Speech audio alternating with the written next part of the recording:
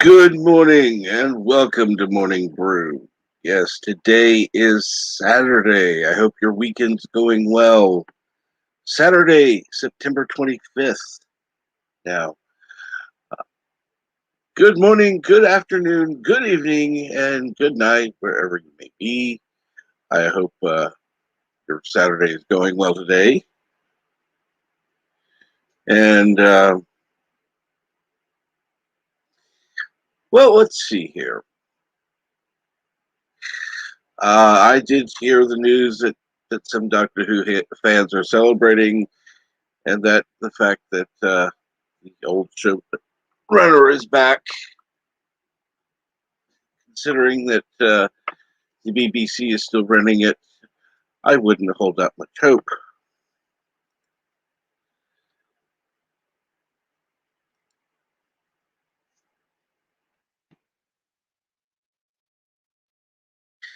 I mean, I'm glad if some Doctor Who fans seem to think it's a good thing, and I hope it is.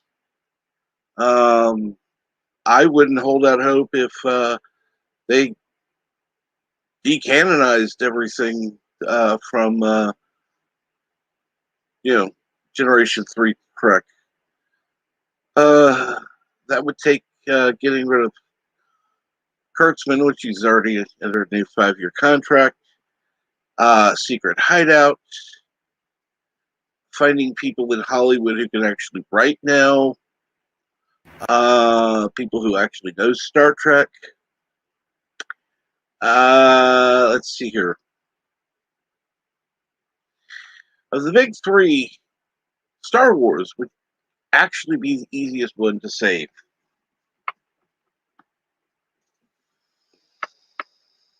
Because they've already proven they can do things little, like the Mandalorian.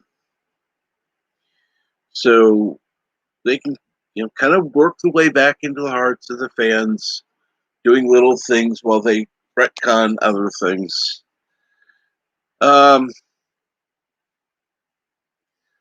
Slowly get back in, because if they were to just slam back in, like, oh well, we're taking everything out, you're going to have all the new fans that are pissed off,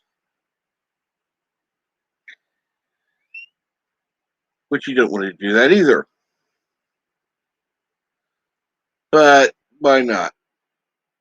You know, I think it's the only one of the three that can be saved at this point without major revision. Now, I've heard Doctor Who fans say, well, all they have to do is this, and all they have to do is this. Yeah, you're right. That's all they have to do. The BBC's running the show. You honest to God think they're going to do shit that the fans like? No. Why? Because the BBC is agenda.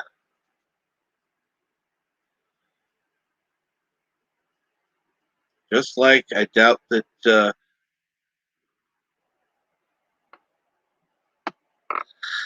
don't know. Don't know. Uh, this is what happens when you get me talking alone.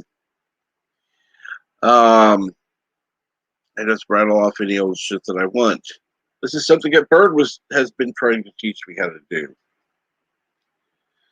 Um, Granted, I'm not as good at it as Bird, but he's had several years to practice at it. He can just talk. He doesn't care what anyone thinks. I doubt he ever cared what anyone thought. And let's hear words and pictures. I'm English, and you're 100% correct, Captain. Thank you, words and pictures, and welcome. I know I've seen you run on YouTube. I don't recall seeing you here before. But I'm glad that I'm not the only one who thinks that way. Um, because you know, it was funny. I thought, oh, this is cool. Hearing Doctor Who fans saying, celebrating and saying how the show can be saved, and then thinking about it, and it's like, no, no,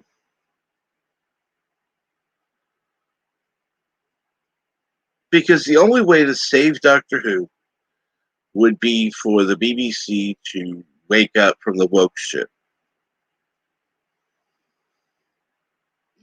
That's not going to happen anytime soon. Not. It's not going to happen. We're talking 5 years at least before the BBC decides that they're going to go. The only other way is if it is found by law that unless it's what's it? Mm, unless they've changed the law so that the BBC doesn't get the TV license fees. Uh, if there are no more TV license fees in uh, Great Britain, then only then will the BBC decide, oh, well, maybe we ought to change because the people got our money pulled. Now we're going to have to go to them for the money directly. And the only way to do that is to give them stuff they like.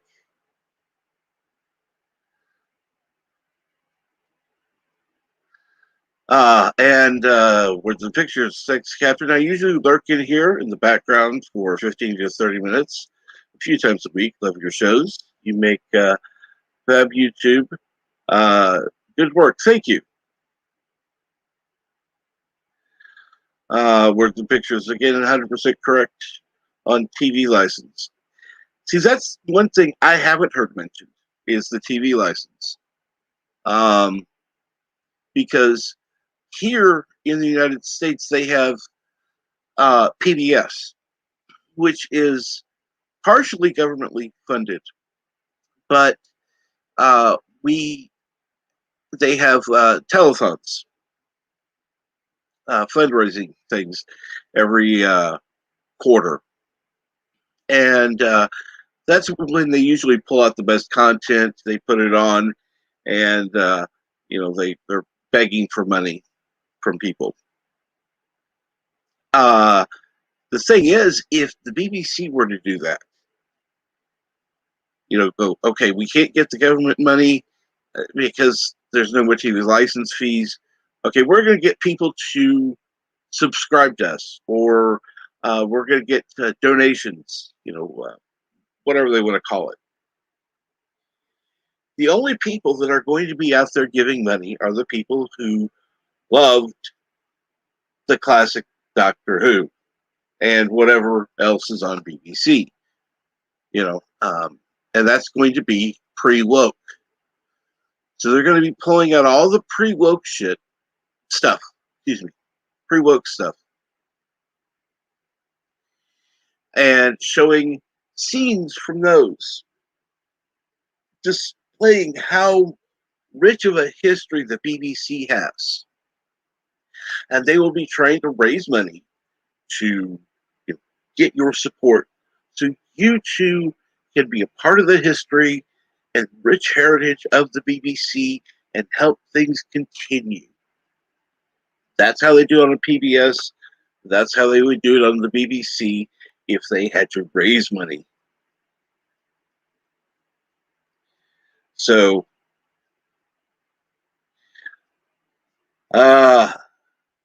yeah, watch out for the TV detector van.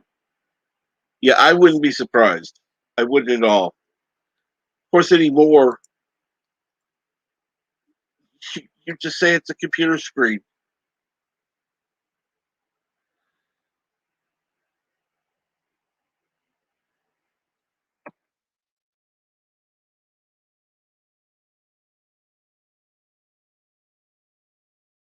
But I don't know.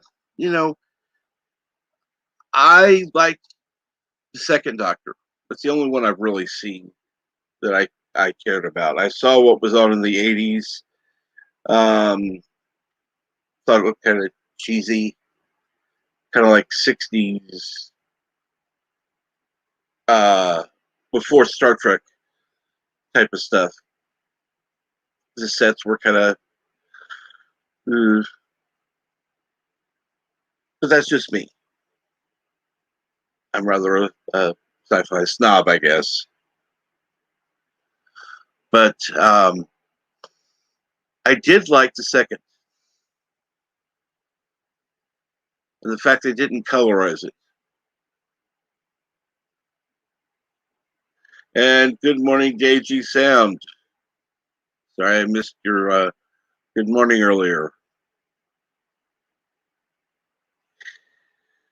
They had a van to detect if you had a TV in operation in England and fine you if you didn't have a license, like fishing licenses here or here, kind of. Yeah. The problem was that they also had exemptions for certain people, people who were disabled, people who were elderly, and even they were being threatened with having to pay the license, even though they were exempt from it.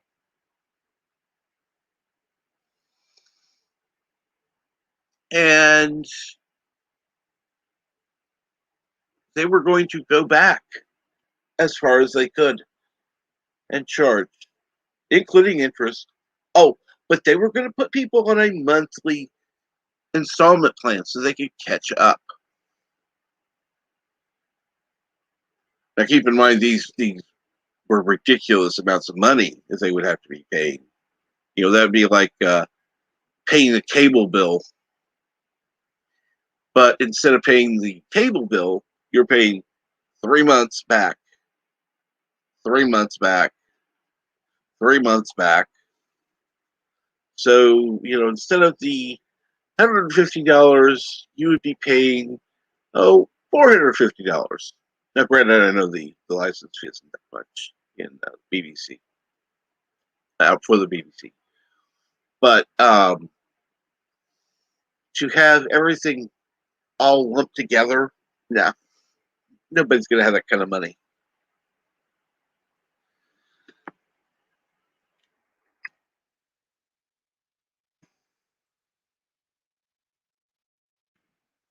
And as much as I like Star Trek, uh, no, I don't think it can be saved. The Trap, you like. The company store. Ah, okay. They trap you like the company store. Okay. Yeah. Well, you know, as far as I'm concerned, actually, right now, eh, I don't know. I would say, you know, people should put away the license fee, keep it, set the amount aside, and basically, what's another word for blackmail? Um, because you know, if you have people that are like, okay, we're not paying this fee. Oh, but if you change, we'll give you the fee and we'll give you the back fees as well.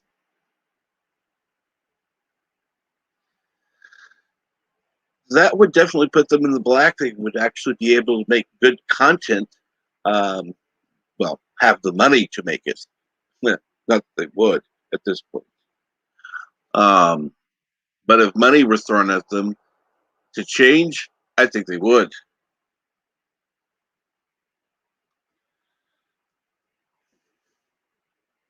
Extortion. That's a dirty word, though. I'm thinking something a little more nice.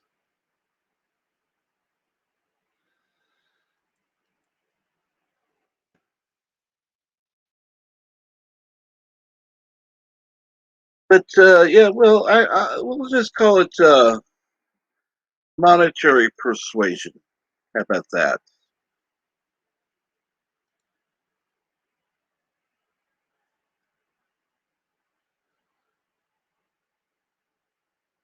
No, I'm not talking stealing. I'm fully supporting that that people set aside the money they would be paying for the BBC, not give it to them, but have it set aside so that if the BBC changes their minds, they can just go, here you go, here's your fee.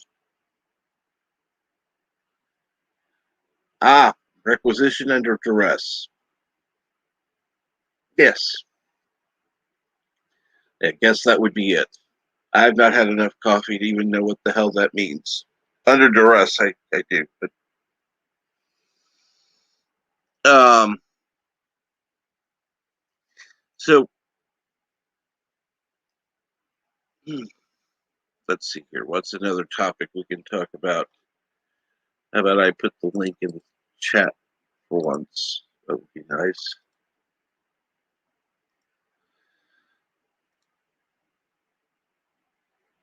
Been yammering about for 20 minutes. Haven't thrown the link out there. And good morning, PCAT. Yes, coercion would be a much better word.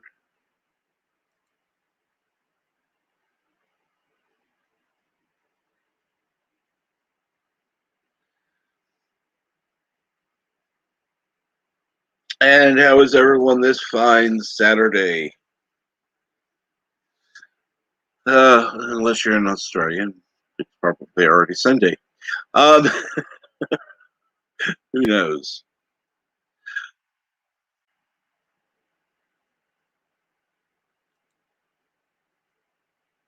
Oh,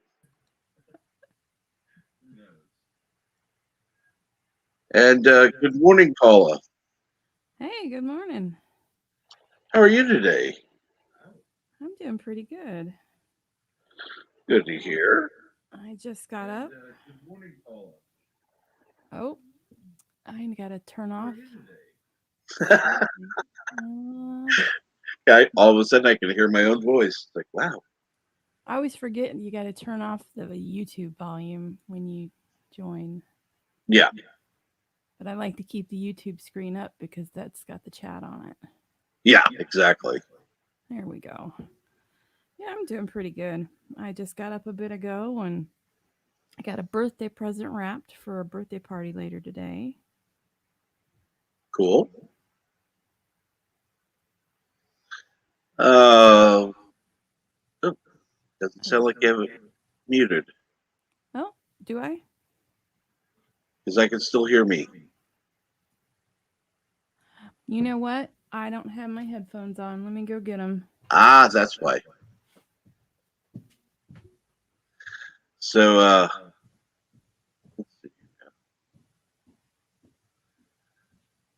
and Piquette says, I hope all is well. Yeah, all is well. I took my medicine a little bit late, so kind of hurting a little bit right now. But other than that, things are well. And Dave said he's whoops just off of work. I hope work went well for you, Dave.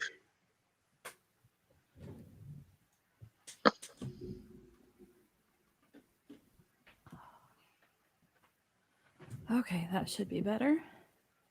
Ah, cool. Headphones on. So, how have things been going at work? Oh, it's been pretty good. Um, I went back to work from home this last week, and it was good. Um, I did two PT sessions, and he's really pleased with the progress of my shoulder. Very So good. yeah, I don't have to wear the sling anymore unless I feel necessary, because I certainly wouldn't want to be in a crowd of people and have people bumping me. So, Right. if I went to like the mall or the farmer's market, I might wear it just as like a armor of protection, because Exactly. people, it's a visual indicator to people to kind of, don't Stay barge away. into me. It's like, stay away. Don't bump into me. I'm actually injured. Uh, But otherwise, it feels really good. I've been doing all the exercises with physical therapy, and he's really impressed and pleased with my range of motion progress already. And let's see, one, two. I think I have like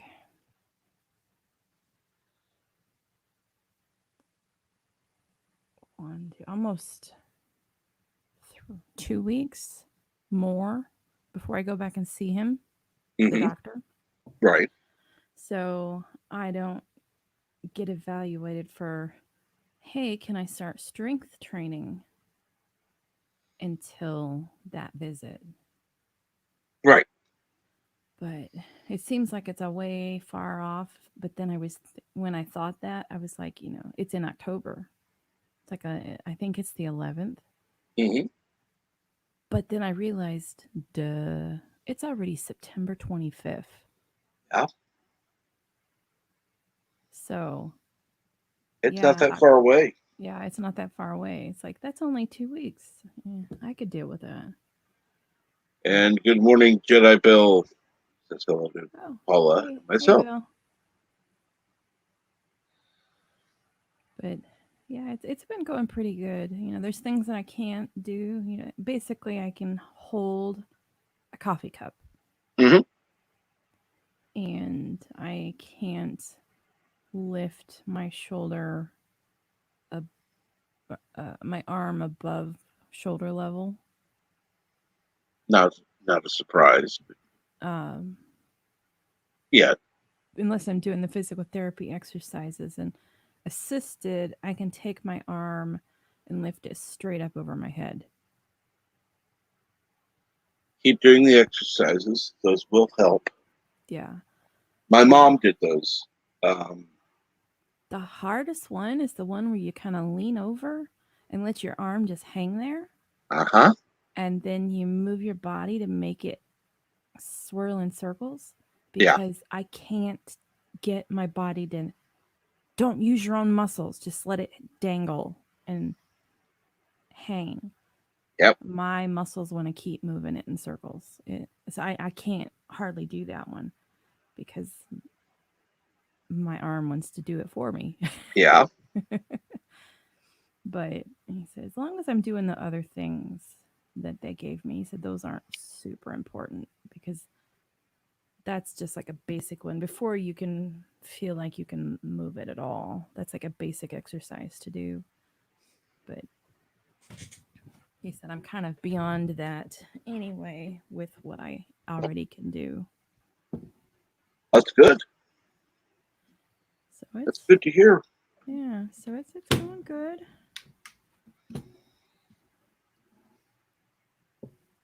I'm ready for it to be over, but it's just gonna take time. Yeah. And even after I can start lifting things, it's gonna be 5 pounds or less or something Yeah. like that. And it's gonna take a while to progress back to the point where I could lift like a small moving box size full of stuff.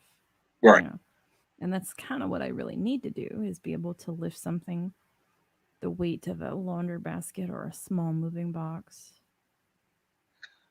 And it's very Yes. difficult to do that sort of thing with one arm. Yes.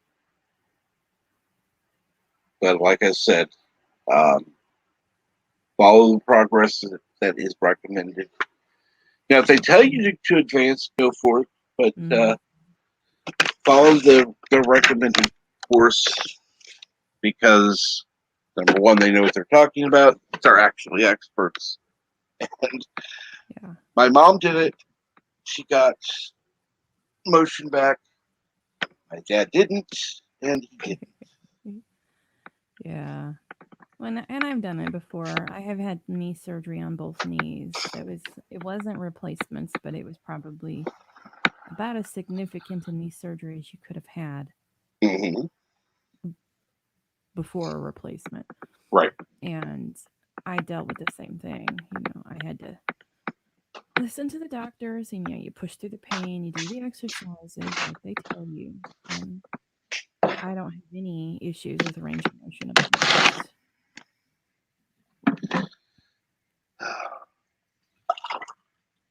My shoulder, it will be fine. I just got to give it the time to heal. I did sneak out in my car. Paula. But the physical therapy guy said I could. He's Okay. like, there's no reason you can't as long as you feel comfortable with it. Exactly. So I wouldn't go on like a giant road trip or anything, but Well, I was able to buckle my own seatbelt and drive the mile to physical therapy on Thursday. And that felt pretty good. Because now I don't feel like I'm like super stuck in the house and only can walk places. But I'm not going to like, let's go joyride now. well, I mean, if you were to need to get out of the house or anything, you know, granted, you wouldn't be able to push the cart yourself, and every single item would be in its own sack, and you'd probably be making 18 trips out to the car. But you could go shopping for stuff you need if you had to get several items. This Yeah, would have to be. you say I wouldn't be able to push the cart, but actually I can. Is You can. when my goddaughter took me shopping the other day, it's just a matter of putting your hand in the right place on the cart so that you can steer it with one hand. It actually does work. Ah, cool. Now, Because of I course, was thinking that you'd probably be more likely to try to do it with both hands, and you know that could potentially do damage. well, I think now if with not wearing the sling, I could do it with both hands because some of the exercises he's having me do is like a bar and I lift it over my head and Mm-hmm. I'm holding it with both hands and it's kind of like assisted lift. Like my left arm is doing most work. My right arm is just hanging on for the ride. And if I was pushing a shopping cart, it would kind of do the same thing. It's just there for holding a little stability, but I'm not pushing with it. It's kind of interesting. Wow. Let's see here. Good morning, Darth Hester. Good morning, It's the Lemons. Good morning, Orville Nation. Oh, Just sitting here talking to Paula Simpson. I see Dave. Dave Yes, says to Darth, did he get his Diablo working? Are you guys referring to the Diablo 2 release that just is out? that's a good question. Because I ordered that. I haven't downloaded it yet. I can't wait to play it.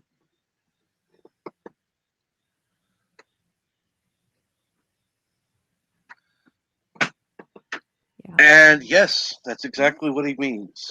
yeah. I play it on. I play Diablo 3 on Xbox. That's like one of the few games I play, and I would consider myself a top tier player on Xbox. It's uh it's a pretty On fun game. PS4. Let's see. I don't have a PS4.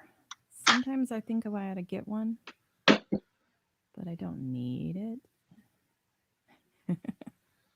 Uh, I'd save up for 5. Wait until they're actually not new, Yeah, better that's tested, the and just get a 5. 5. The 4's been out long enough that yeah, that's like buying an old console at this point.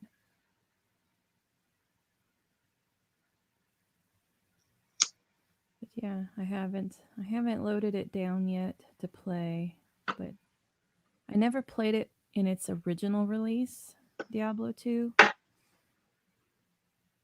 So it'll be exciting to play because it's a completely new to me game. Cool. But I love Diablo 3. That's like, to me, Diablo 3, because I grew up in the day of Nintendo everything. So Zelda was the cream of the crop kind of games.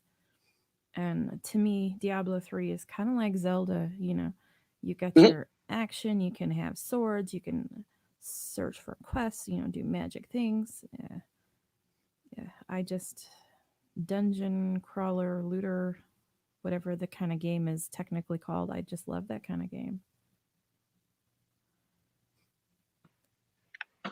Cool. I I loved some of the old console games, but I never got into the computer stuff. I guess part of it was, I mean, I did some, when I first had my first computer, and but now that things are so huge, I've got these files that are like, well, Oh, would have yeah. eaten my first several hard drives. Um, Yeah. Well, I've been in the computer industry as a programmer since college. And, that was 90, 91, 92. I've never been a computer gamer because to sit at your computer all day for work or school and then have to sit there and play on it was just too much. I mhm, like the vacation from the computer to do my gaming on my console. right. So I've always had a console of some kind, and right now it's an Xbox. Cool.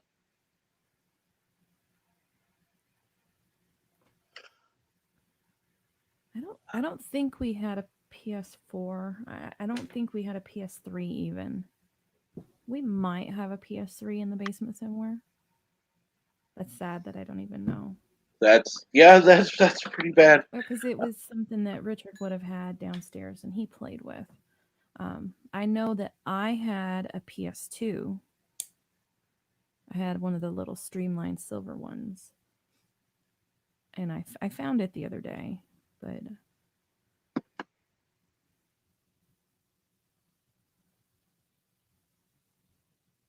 and I found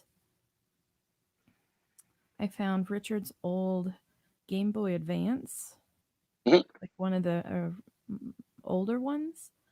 That Cool. the original Game Boy was the rectangle brick, Right. and then and in one of the earlier advances, it was more of a horizontal unit that didn't have a flip screen or anything. The cartridge went in the top, and it just had a single screen with the buttons mounted on either side of it, kind of. Huh. He had one of those I found the other day, and then um, I found his DS3. So he had one of the, or 3DS, the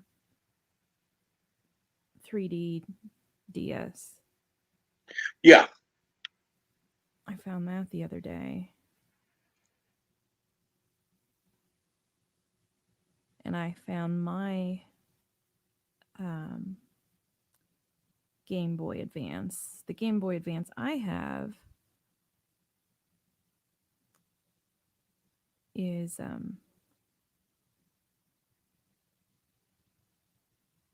what, it's like 3.5 inch square with a little flip top lid. I've got a little blue one.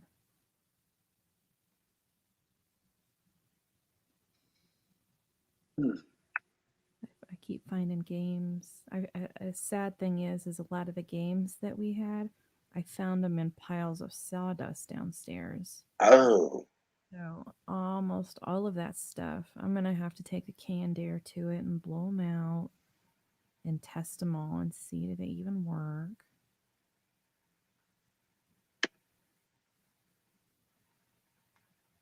Uh,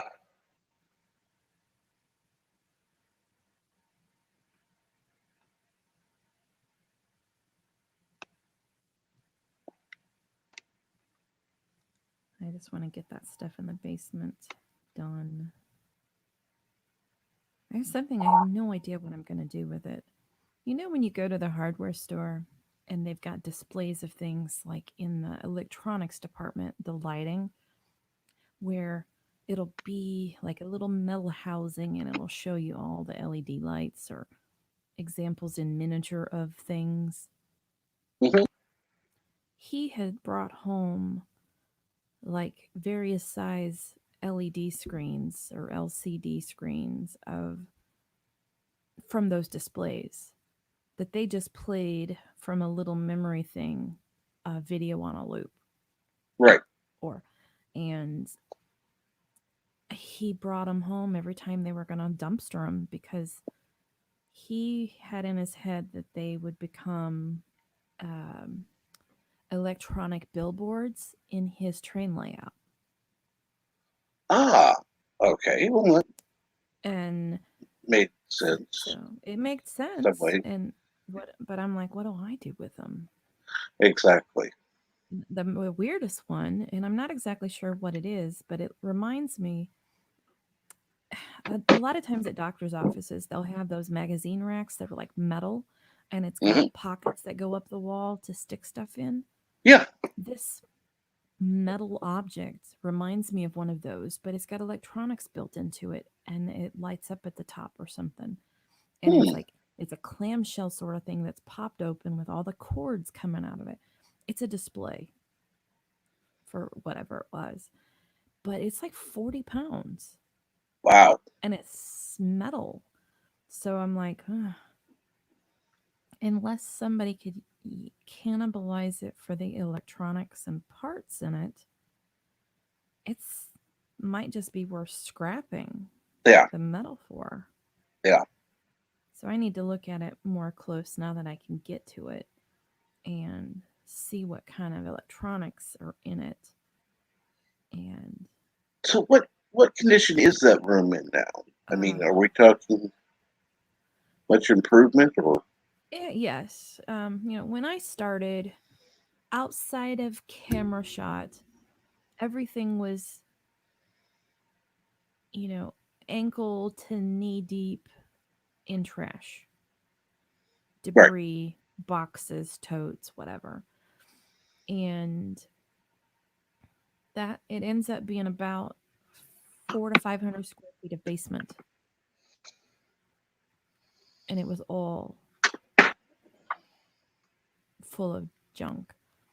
And the room that he called his train room was so full that my mom and I could not open the door and get in.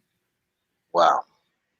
And somehow he had a table saw on stand right inside the door opening.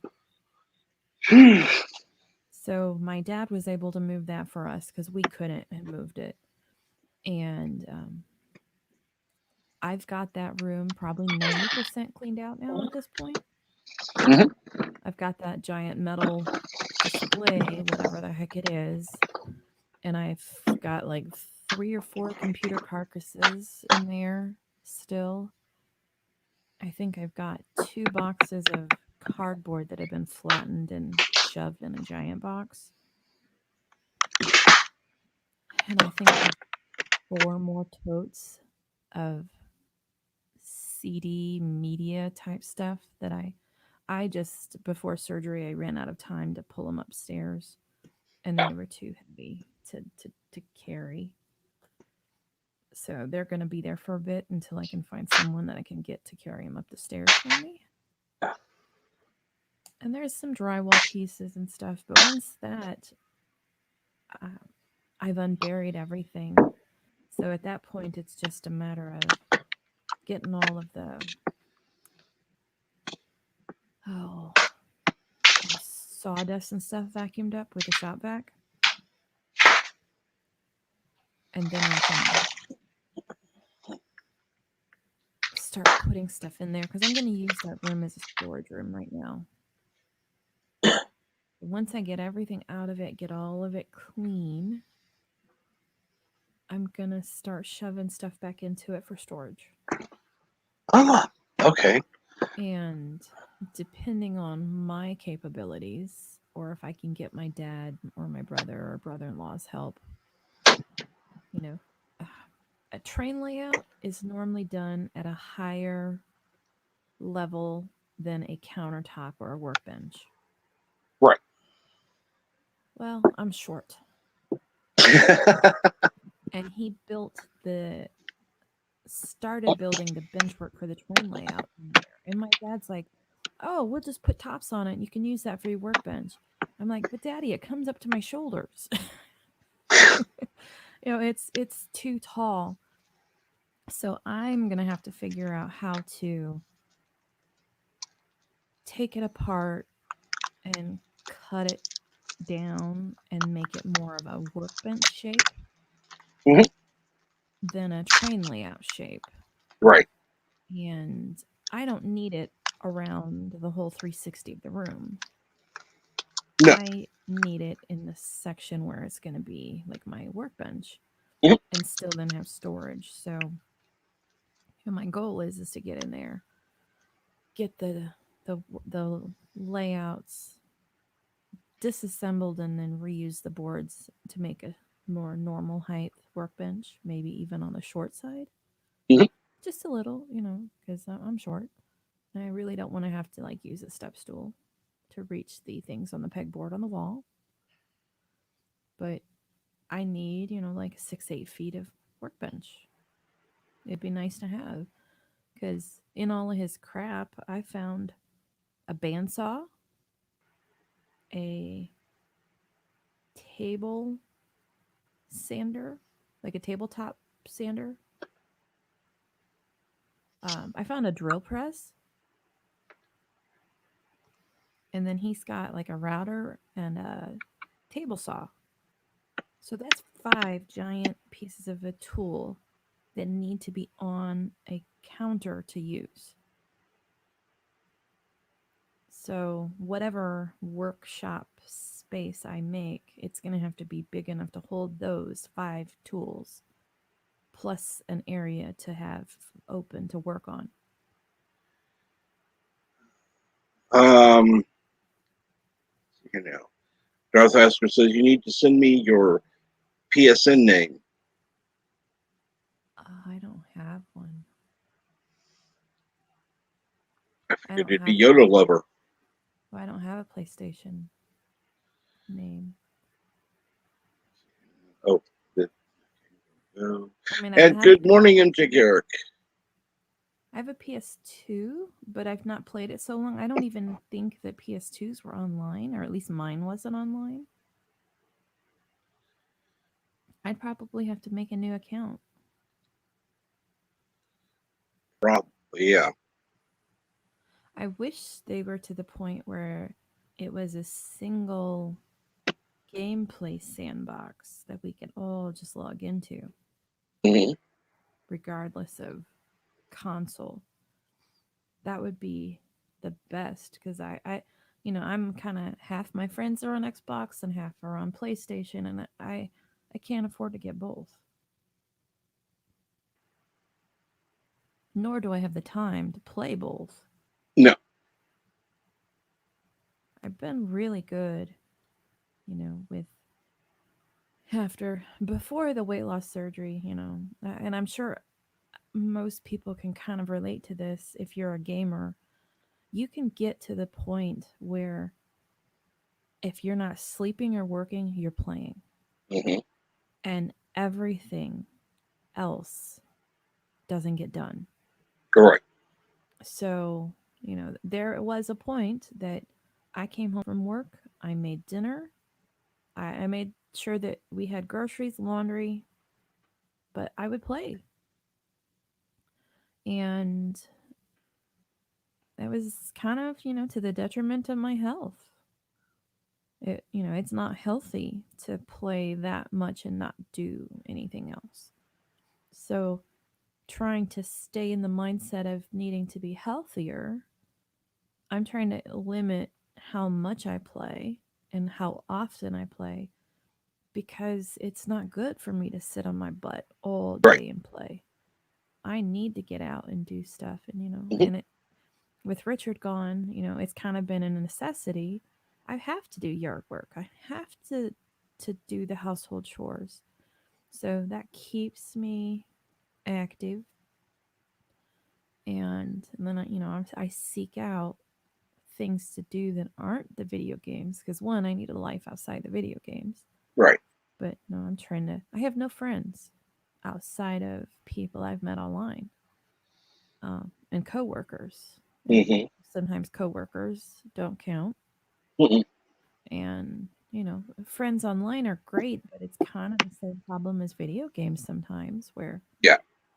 you need people in person that you could count on and go do things with. And so I've been really struggling with trying to figure out how to do that. And last night I met a lady that is kind of my same age, and we walked, and I kind of clicked with her. So I think we're gonna try to walk as often as possible, and maybe motivate each other and see, can we lose weight and keep being healthy. And she's like in the next subdivision over, so she's really close. So that's kind of a promising thing. She was really nice. So I'm glad I stuck my neck out and said, "Hey, I'm looking for people to walk with." And then last weekend, I had answered a post on the Nextdoor app. I'm sure people have heard of that, maybe. It's kind of like Facebook for your neighborhood.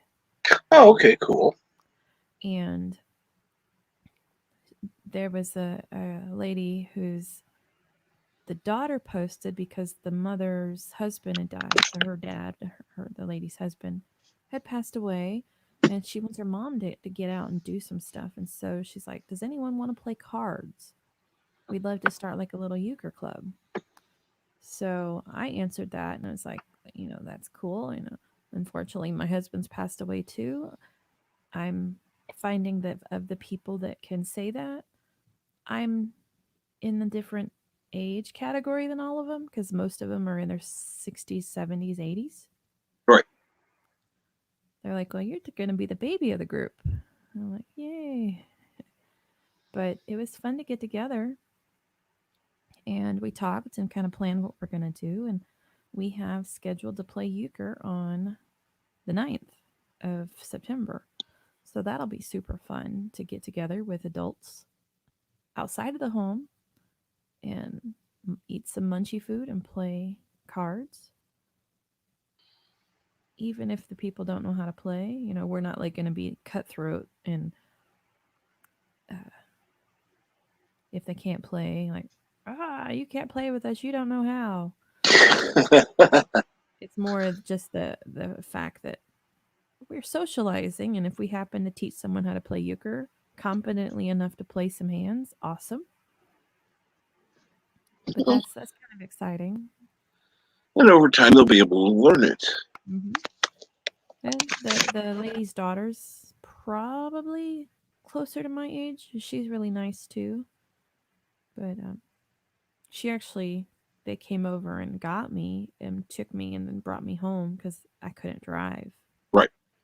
And I'm like, "You're gonna have to give me your address because I didn't drive, so I don't know where I'm at." So the next time I come, I have to drive. I gotta know where I'm going. Yeah. But I think it's gonna be fun. We're trying to think maybe once a month or so, every 4 to 5 weeks, and that starts getting hard around the holidays because everyone's gonna have. Most people are cram packed. If you have kids or large families between Thanksgiving and Christmas, all your weekends can be eaten up really easy. Yeah. So We might maybe schedule one more, but a lot of times stuff like this has to take a break in December, Hmm. which is fine.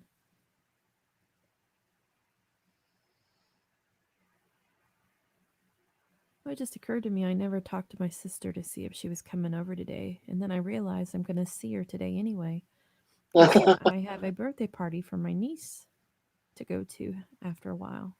Cool. Yeah, she turned 9 Oh, cool. on, I want to say it was the 21st. So we're having a party for her today. My mom's going to come over to my house and then we'll That's drive over to the party. good. You should have a good time. You'll be able to sit there, hang out with some people. Mm, You know, eat some food that I didn't have to cook yeah. because I'm finding I cook so little because I eat so little that if I cook something I throw most of it away because I just get so tired of it. Hmm. So I find myself ordering out things that I'm allowed to have. But like if I order an omelet for breakfast, it'll take me 4 to 6 meals to eat that omelet. By then I'm tired of it. So Yeah. a lot of what I've been eating is lunch meat, nuts, sliced or cube cheese, little miniature sausage, like uh, not Jimmy John's. What are those called? Slim Jims. Uh-huh. Stuff like that. That's high protein, low fat, as much as possible. But I get tired of that. Sometimes you want something hot True. and tasty, and so I'm almost positive my sister's going to make either taco meat or pulled chicken or pulled pork. Ah, Because, when you're having a party like that, that's easy for a group to either make some variety of taco or pulled chicken on tacos or sandwiches or put barbecue on it. You know, Although that's versatile and certainly everybody could make something they would eat. The kids love making yeah. nachos or something. And that makes it easy for me because, a little serving of pulled chicken or pulled pork with some barbecue, and that's all I'll need.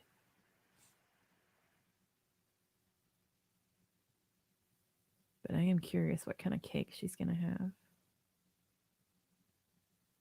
Because while I couldn't eat a whole big piece of cake, I'm going to have a bite of cake. Good. Because if I don't, I would think about it and wish I had some and make Hmm. myself nuts. Yeah. So I will have a slice, or I mean, a bite, Hmm. and then I could be like, oh, okay, I had some cake. That was pretty tasty. But I know that if I ate many bites of cake, it would probably make me sick. Yes. That's kind of, one of the benefits slash problems of the surgery that I had. Yeah. But I mean, that's kind of one of the reasons you do it. Yeah. Well, I mean, you knew going in what it would entail. That's one of Hmm. the good things. It's not like going in, going, oh What do you mean I shit. can't eat that anymore? Yeah, exactly. There are. It's so sad. The online forums for this bariatric surgery. There are so many people complaining that when can I eat pizza again? It's. I just had my surgery on Tuesday. How soon till I can eat pizza and cake? And I'm just like, did they not have any pre-surgery education to explain to them what this is doing to their body and why they need it and how they need to change to be successful. And I don't think a lot of, I'd hate to say it, but I think about a third of the programs out there still do not have an educational piece attached to them, Uh, which is so sad. I'm sorry, So that should be sad. included What's that? automatically. Yeah. A lot of them, if you do it through an accredited hospital, a lot of hospitals have a full on program because part of the requirements to qualify for surgery is to go through 6 months, usually, of nutritional counseling and working with the nutritionist and the doctor to try to lose weight without the surgery. Mhm. Because there are some people that just need that because they were never taught how to eat correctly. And once they have the knowledge, they're successful without the surgery. Well, there's also the fact that it can also make the surgery easier. Yes, absolutely. Absolutely. So, you know, I understand the reason for that. Yeah. And it used to Uh, be there was no requirements, and they've, slowly insurances now enforce them, and the doctors, the hospitals enforce them. Sometimes, whether it's an insurance requirement or not, I had to go through the whole entire program.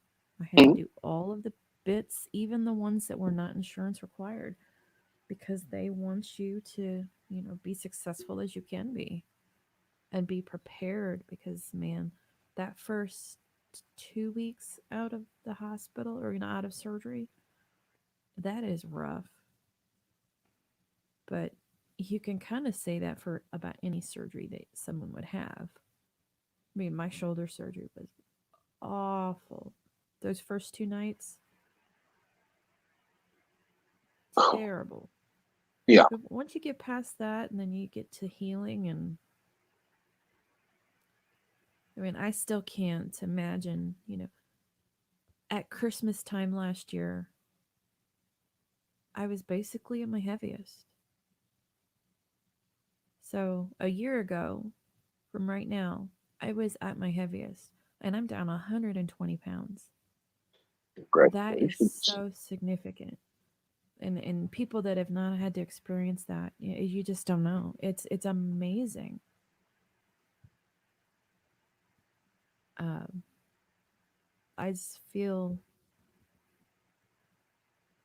I hate to say it, but I feel like I'm living again. Mhm.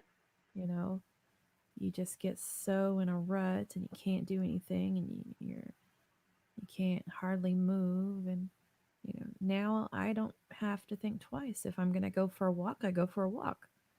Now I do still have in the back of my head, how far can I walk before I have to turn around, because if I get to a point where I've gone too far and can't get back home or to my car or whatever, I'm going to be in trouble. Yeah. So I still worry about that in the back of my head, like, where's the halfway point that I need to turn around so I can make sure to get back home? Yeah. And I've not quite found that yet. So I know at this point I could walk a full 3 miles without having to worry. So I could probably go for longer. I'm just slow, so for 3 miles for me, it's gonna take me hour and a half. But I'm not real worried about time. I'm not gonna, be an Olympic racer, or a marathon No. runner. Um, I can do a mile in about 21 minutes Cool. if I'm keeping a pretty decent pace. And for me, that's pretty decent, I think. I don't know what the average normal person walking can do a mile in. 20 to 21 minutes seems like a pretty good mile walking for me.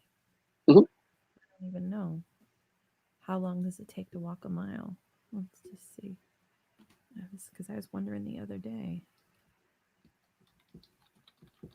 Oh, it's funny because the doctor that I'm going to see for the wound care is also a bariatric surgeon.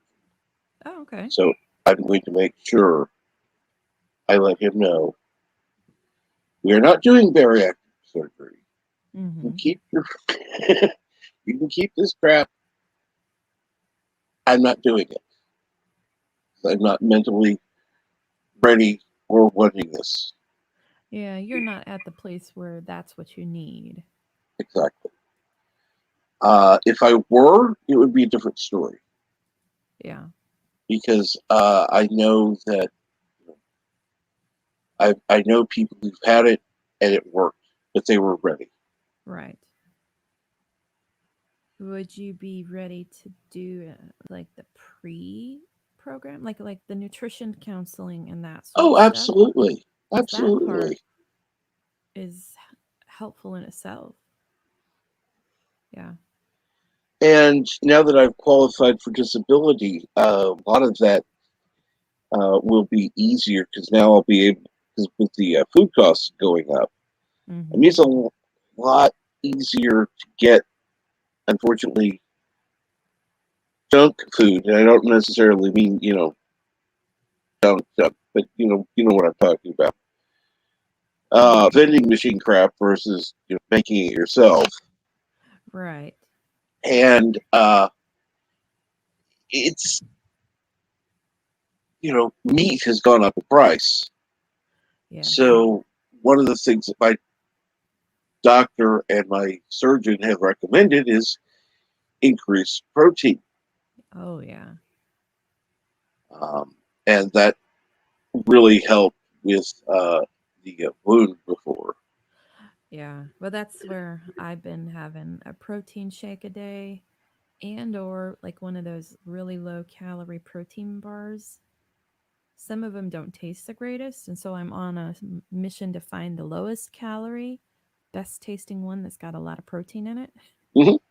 because it's kind of satisfies that need for candy bar craving, but it's Yeah, still good for me because I know that I don't eat enough in my daily food consumption for the protein that I need because they want me to get 60 to 80 grams of protein a day yeah. minimum. And that's super important just with healing. Oh, One of the Averjam things, says 15 minutes for a mile for an average healthy adult. Yeah, when I Googled it, Google said 15 to 22 yeah, minutes for a mile. So that makes me feel good that I'm not too far off. That exactly. that makes me feel good because I'm used to thinking in my head, people can run 6 and 7 minute miles. That's what they would do in high school. My dad runs. Mhm. I could never do a 6 or 7 minute mile, but I've never been one that could run. But I could go faster than 6 or 7 minutes. Give me a car and I'll take care of it. 15 minutes, yeah, I could probably work up to that. I have noticed, and it sounds funny, but as I lose weight in my legs, there's not so much to rub as my legs move. Yeah, So I feel like I feel lighter on my feet and I can make my legs move faster. And if you can. that's kind of a neat feeling to to be, hey, I can kind of step up the pace. I get a good comfortable pair of shoes and I'm walking in a place where I'm not worried about uneven surfaces. I could go at a pretty good clip.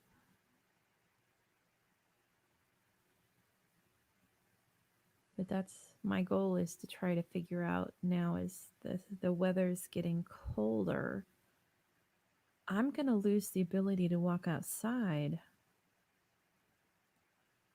in the winter if there's precipitation, Right. on the ground. I'm not afraid of the cold, and I have enough winter coats. I mean, I've got all my old winter coats. Um, I can bundle up. If I need to wear two freaking coats, I mean, I have stuff to put on. I can wear gloves and hats, and I could walk outside. I might have to worry about my asthma and breathing in the cold. I'm not sure how that'll go, but I'm going to try to walk outside as much as I can, as long as I can into the winter. Awesome. But I do have a treadmill in the bedroom, and I found the Amazon Fire Stick the other day. Cool. Is that we don't have cable feeding the entire house. Mm-hmm. Um, the bedroom doesn't have cable. Is that we just I don't have cable. I use Netflix, Right. and my TV in the bedroom's not a smart TV, and it's not connected to the internet. So an Amazon Fire Stick is about the best I'm going to be able to do. Mm-hmm. So I found them. So when I'm ready to hook it up, I need to hook that up to the TV, and then I'll be able to have at least Amazon Prime for sure. Yeah. I can't remember. Can you do a Netflix on a Fire Stick? Uh, Is it only get you? Does it turn your TV into a smart TV kind of, or does it only feed you the Prime content?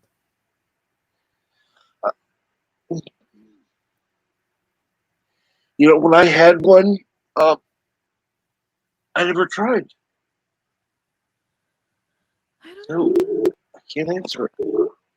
I still Well, have it. I haven't been able to use it for a while, but yeah, that's cool. Average jam that you could do 7 to 8 minute miles for like four. I would like to say I'll eventually get to that, but I just don't. I don't envision myself being a runner. I don't know. And then PCAT says the Aloha bars. I have had those. They all run together, and there are some that I found that are better than others, but I'm pretty sure that I've had the Aloha bars and they were pretty good. I tried one yesterday that basically tasted like regurgitated uh, yeah. prunes. It just Ooh. wasn't. It was that consistency of a sticky, weird, you know. But there's been a couple. I'll have to look. I have a box of them. They're so expensive, and I'm afraid to buy a whole freaking box of them when I find out I don't like them. So Mm-hmm. when they're on sale at the places you can get them individually, I'll grab one here and there. And I don't remember the brand, but I found one that it was like eating a candy bar, and it was fairly low in calories. I think it was right around the 200 calorie range. Cool. And it had, I'm sure you've had something before, whether it was a real candy bar or not, Yeah. that was just the awfulest chocolate you've ever tasted. Oh, yes, I A have. bad chocolate coating versus a good chocolate coating. Yeah. And this one I found, it was described as like an almond caramel nougat bar. So it sounded good from the description, but it had a really good chocolate flavor, and it was the 200-ish calories, high protein. I think it had between 20 and 30 is usually what most of those have. And I should have kept the wrapper, but I have a second one in a slightly different flavor, and I'm hoping that one's just as good, Mm-hmm. because then I have to think, where did I buy that one at? And I think it might have been Trader Joe's. So I need to get back to Trader Joe's, because Trader Joe's has a whole like section of those little bars. But if you've never been to Trader Joe's, you're missing out, because they've got all kinds of weird, fabulous stuff. I wish we had one near me. But, They're starting to build them more and more places.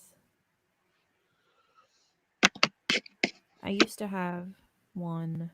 I used to live right down the road from one. Now, the one that's nearest me is close to the office. so Ah. I can go there like after work or something. Hmm. But And that would give you someplace to go at least after work. Even if you can't go walking or something, you can always hmm do something after work. oh yeah, I've actually been considering um, going to the mall after work because I work near the one of the big malls in the city. Hmm. And if you walk around the mall and follow all the hallways, it's a mile. Cool.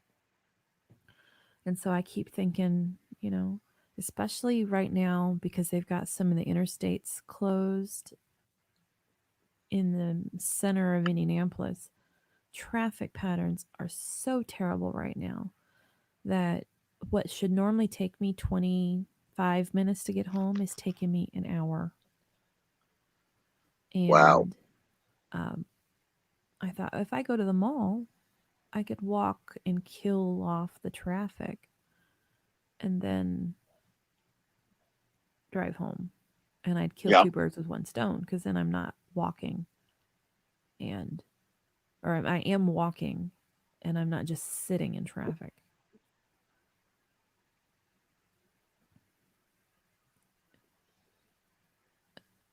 Hello. Hello. Hello, Jam. What's Hi, up? Paula. Hey. Hi, Cappers. I'm okay. How's life in the great state of misery? It is okay, actually.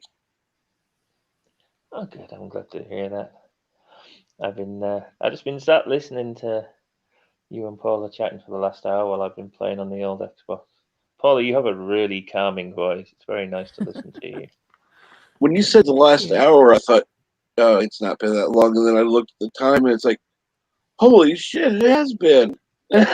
Almost what, 45 minutes or so? Yeah, Yeah, Yeah, well, I something give like you that. know, about 20 minutes. About 20 minutes when I put out the link, and it wasn't that much longer until after you got on. So, yeah, Yeah. it's been about 45 minutes or so. yeah. But listening to you talk about the bariatric surgery, Paula, my missus had the bariatric surgery about 2 years ago now, Uh-huh. and yeah, she had the whole 6 month uh, sort of training thing, Yeah. instructional thing, and she's found that as time has gone on, she's lost her taste for more and more things. Um, so it's like she started off. There was only a couple of things that she couldn't eat, and that was more just for practical reasons, like popcorn and Mm-hmm. stuff that would get stuck in her gut and cause her issues. Um, but yeah, she's started losing taste for other things. She's recently started having issues with potato. She's Oh. she struggles with mashed potato now, but she's okay with baked potatoes, so she has baked potatoes. I don't know why it really causes any difference, but apparently it does. Um, I'm hoping that doesn't happen to me because yeah, I I mean I it's quite it's like it's different for potato. everyone has a different experience with the surgery. Yeah. Um, Oh yeah. but she's recently taken to flavored sunflower seeds. She really likes those. So she quite often has a pack of those hanging about for a snack. I have never had sunflower seeds until a few weeks ago, and I like them. I don't know why I never had them before. Yeah, Uh, yeah, she really likes them. So we have the ability to order from our farmers market, but delivery. They call it the market wagon, and I don't know if that's national or what, but it's basically farmers markets and independent growers and producers kind of got in a coalition together, and they do deliveries on Tuesdays and Thursdays, and you can order online from their inventory and they deliver it to you. And it's great when you can't get out to the actual farmers markets. And one of them was offering flavored pumpkin seeds. mm, So I ordered some of those and they were pretty tasty. I might give her the nod on that one. See if she fancies pumpkin seeds. I know Is she it? likes pumpkins, so Well, pumpkin seeds are definitely not anything like pumpkin. Yeah. But we've had them growing up. After you flesh the pumpkin, get them all out and get all that gunk out of the center. We used to Mhm. pick the seeds out of it and then roast them in the oven and salt them All right. as kids. So I knew I liked them, but I got some that were like um, curry and turmeric flavor, All and that right. was Yeah. pretty tasty. Cool. But yeah, she had a goal of I think 130 pounds Uh huh. to lose. She got to I think about 108, and then the plague hit. Oh yeah, Uh, that's unfortunately set her back. She put on about 40 pounds during the plague, so yeah. she's That's looking that's to. been the struggle. Yeah, I mean her biggest aid to the weight loss was going to the gym. Because I'm sure, as you know, and perhaps a lot of people don't understand, is that the surgery itself is not enough. It's not just reducing your intake. You do have to do it as part of a fairly strict physical regimen as well. Yeah, and that's where And I the was gym's closed, so so heavy that just the physical restriction of eating, I've dropped yeah, 120 pounds. I've got a lot to go. I mean, realistically, I have another 100 to go yeah, because I'm short. I'm five, almost 5'3". So yeah. at When that you when height, when you I'm supposed when to you be between like 115 and 130, somewhere in the ballpark. yeah, and Uh, when you're short, just a small amount of weight gain can make a much bigger difference to someone who's 6 inches taller. yes. So So it's I have a lot to go, and I know, and that's why I'm trying to focus on now that I'm healthy enough to feel like I can go walk and do what I want when I need Mhm. to start getting in the walking. And with my shoulder, that's kind of getting me into a regimen of having to do some kind of exercises that aren't walking. And I've been doing them with both arms, not just my injured shoulder, because eventually I'd like to take what the trainer teaches me to rehab my shoulder and expand on it and, keep doing more stuff like that that would just keep me healthier and healthier because it yeah, can't hurt, that's for sure. Because I'd like to get to the point where I can, you know, not necessarily lift weights, but I used to have a gym membership and I'd go to the gym and do all the little machines and it doesn't thrill me, especially, since COVID, but I have enough of this stuff at home. I could do weights. I have a treadmill. Uh, I even, and the physical therapy guy laughed. He's like, I have a door jam exerciser that you put in your door and it has cables on it and you can do resistance training with it. I'm like, I have one of those I could use it for my shoulder. He's like, yeah, I can't believe you have one of those at home. But I had one. It's never been out of the box. I mean, I had good intentions when I had bought it. So now I got to figure out how to install it on the door jamb when I can't do that part myself. yeah. So maybe one of these times when my brother or brother-in-law come over, they can help me install it in a door jamb. Yeah, that's a bit of a catch-22, right? That's like, when you take your glasses off to go to sleep, and then in the morning you need to put on your glasses to find where your glasses are. Yeah. Yeah, I'm so short-sighted. I often joke with people that I have to wear my glasses while I'm sleeping just so my dreams are in focus. Oh my. Uh, But yeah, I'm out of shape myself. I mean, I've been out of work for nearly 3 years now, and of course during the coup, I've just been pretty much sat on the sofa. Um, So I thought I was out of shape, but I didn't realize just how out of shape until I decided to spend the day in the garden, just you know, cutting the grass, doing the weeds and stuff, and Uh-huh. about an hour, just an hour doing that, like really had me whacked. And I thought, right, I'm really badly out of shape. So I've been like, getting a little bit more exercise, not too much, but I can manage maybe 2 miles walk before I have to take a rest. Mm-hmm. I can do 4 miles in a day.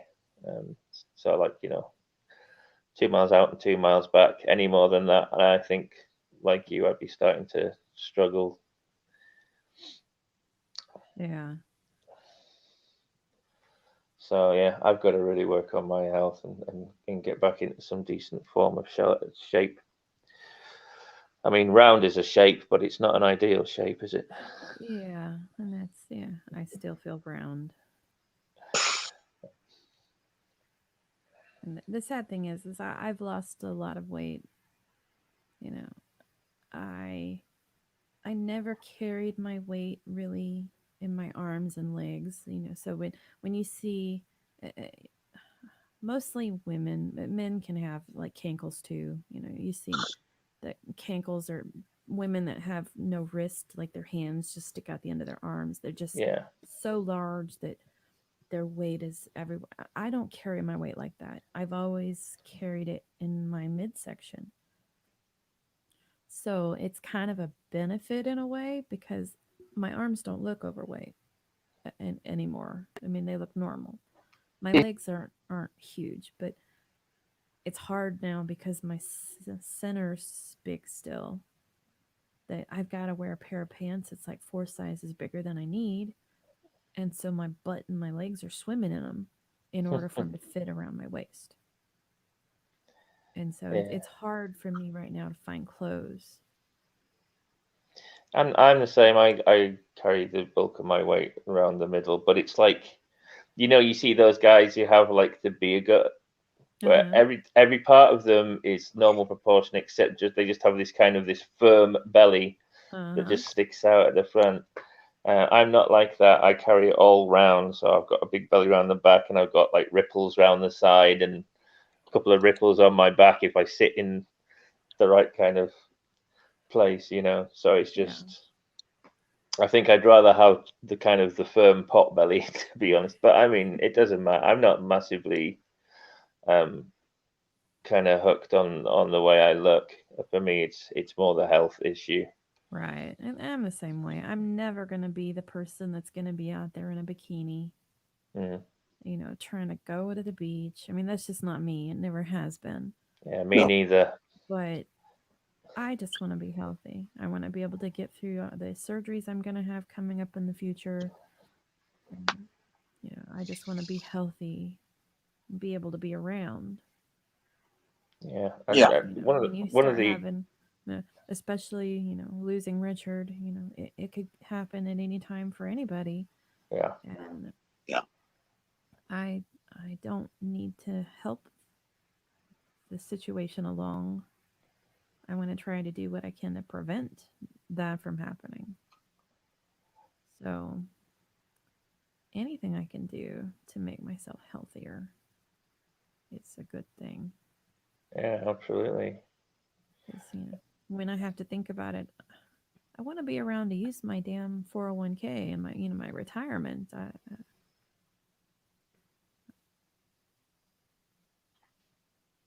Yeah. You That know, would be I don't.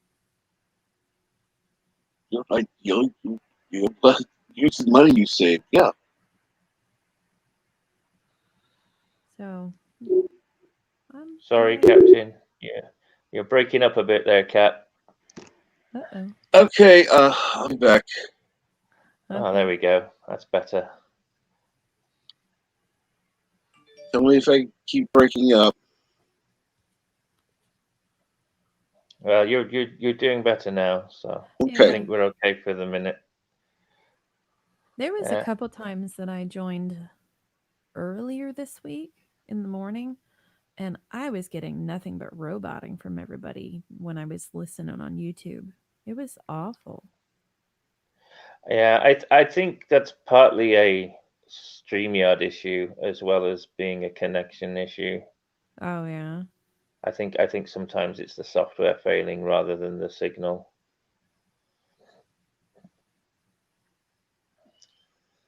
I think you're right. Oh well.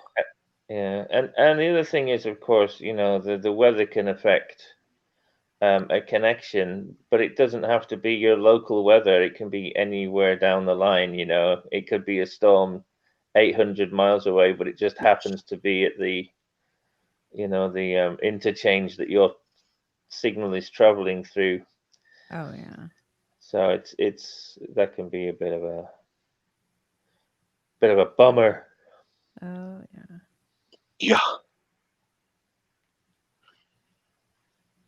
Chat's very quiet today. Where are the usual trolls at? I don't know. I don't know. I, It seems. I haven't seen Joseph and his cats. Hmm. Uh, No Chronos. Kronos hasn't been here. Has Resolute Germ been on? I don't Thought know. maybe he was on I haven't earlier, seen but Yvette for a while too. No Darius. No LDG. No Grandpa Geek. Everybody's lurking. We've got like 9 viewers, but nobody's talking. Everybody's lurking. yeah.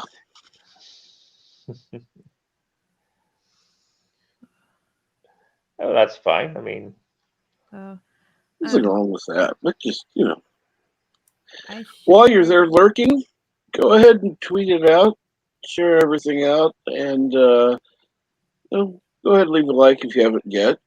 Oh yeah. Go ahead, Paula. I'm sorry. Um, I shared the earlier this week. I bought that gremlin. What's his name? Spike. The when he turned into oh the yeah. gremlin with the movie glasses, the 3D. He is so freaking cute. So now I want to make a little wall because I'm sure you guys have seen. Richard had did a video of how our kitchen and living room are decorated because I've got the Ghostbuster wall and the Star Wars and Star Trek stuff. And hmm now I want to make a little space and do a Gremlins. Hmm. And the guy at the GameStop said that you can also find a flocked gizmo rather than just a plastic molded one. Right. And so I'm going to be on the lookout for a cute gizmo. And then I got to find a piece of art or something that would kind of go with it to make like a little, a little place on the wall display If to you go want a with piece it. of art to go with Gizmo, a good theme would be like old Chinatown kind of stuff. You know, Yeah. seeing as he came from like an old antique store in Chinatown, I think if you had that kind of rustic Chinese back alley kind of late 18th century style, Uh-huh. that might look So quite cool. I don't know what I'll find. I don't know where I'll put it yet, but he's gonna be on the wall somewhere so I can enjoy him out and see Good. him. Just so freaking cute. And I found a um a Batman print. It's not a print, it's like a it was one of those art pieces from Hobby Lobby, but it's not the Adam West Batman and it's not the modern cartoon Batman, but it's kind of a retro feeling Batman from our modern day, and it's art, um, but it's like one of those art pieces that's maybe 8 inches wide and like 20 inches tall. Really cool. And so now I've got to find a place to put him on the wall because I'm not real big into Batman. I like superheroes in general, and so I thought, I like the art of it. So I might see what else I can find to go with him. But Yeah, that's that's cool. part of that fun of that is finding things. You know, I don't want to just slap anything on my walls. No. It's that the adventure of finding the right things to go together is part of the fun. A bit of retail therapy. Yeah, and I I mean, I bet have. you're the I bet you're the kind of girl that likes to get lost in bric-a-brac shops. Oh yeah, oh yeah. I love doing shopping in those. And the key is you can't be focused in looking at things for what they are, but what they could be. Hmm. And trying to think, well, what could I do with that? And how could that work as a piece to display something in, or like a little cubby on the wall? Like a good example of that is the old typesetting trays that people now mount on their walls as little curio shelves. Hmm. So just things like that that you can find and repurpose that'll be cool. And yeah, I love going through those shops. Plus, Richard and I like to collect Westmoreland glass. I have a pretty extensive collection of it. So I'm always on the lookout for um, high end melt glass that's Westmoreland glass. Um, and I really haven't bought any lately. At some point, you have too much. And a lot of what I have is boxed away, so I can't enjoy it. But it was You it know, was it was his goal at one point to get a nice heavy duty ginormous curio cabinet and be able to display the really special pieces in it. Mm. So one of these days I'll have one of those. And I guess kind of the cool thing is that that sort of piece of furniture isn't something that people keep anymore. You know, when grandma dies, people just give it all away or sell it on the cheap. Yeah. yeah. So sometimes you can find a really good quality piece of furniture for next to nothing. So I'm hoping that I could run across something that then I could rent a truck or have someone help me get it back to the house or pay them to deliver it to me Yeah, because we that have would be nice. yeah, we have in quite a lot of places over here, we have local forum boards or website boards where people will just advertise stuff they're throwing out, and all you've got to do is go and collect it. Um, so they're pretty good for picking up stuff, you know. Uh-huh. We've had like Welsh dressers and tables and stuff like that, and you know, people are just throwing it out to make space. They don't want money for it. You literally just go and pick it up. Sometimes Uh-huh. it's, you know, bicycles, skateboards, stuff like that. So if you're looking for a less common item, you might, if you've got any kind of websites like that for your local area, it might be worth looking into those. Yeah. Yeah, I like going to thrift shops, antique stores, flea markets. Um, you just never know what you'll find. And I'm Yeah, I'm finding, as I'm losing weight and can just buy clothes that are from a store. I don't have to order the, ginormous 5X shirts online anymore. I can go to a store and buy a 2X and it probably is going to fit. that's cool. So I'm finding stuff at flea markets and things or yard sales or Goodwill and it's like I don't mind if it's used. You take it home and you wash it really good. I found purses.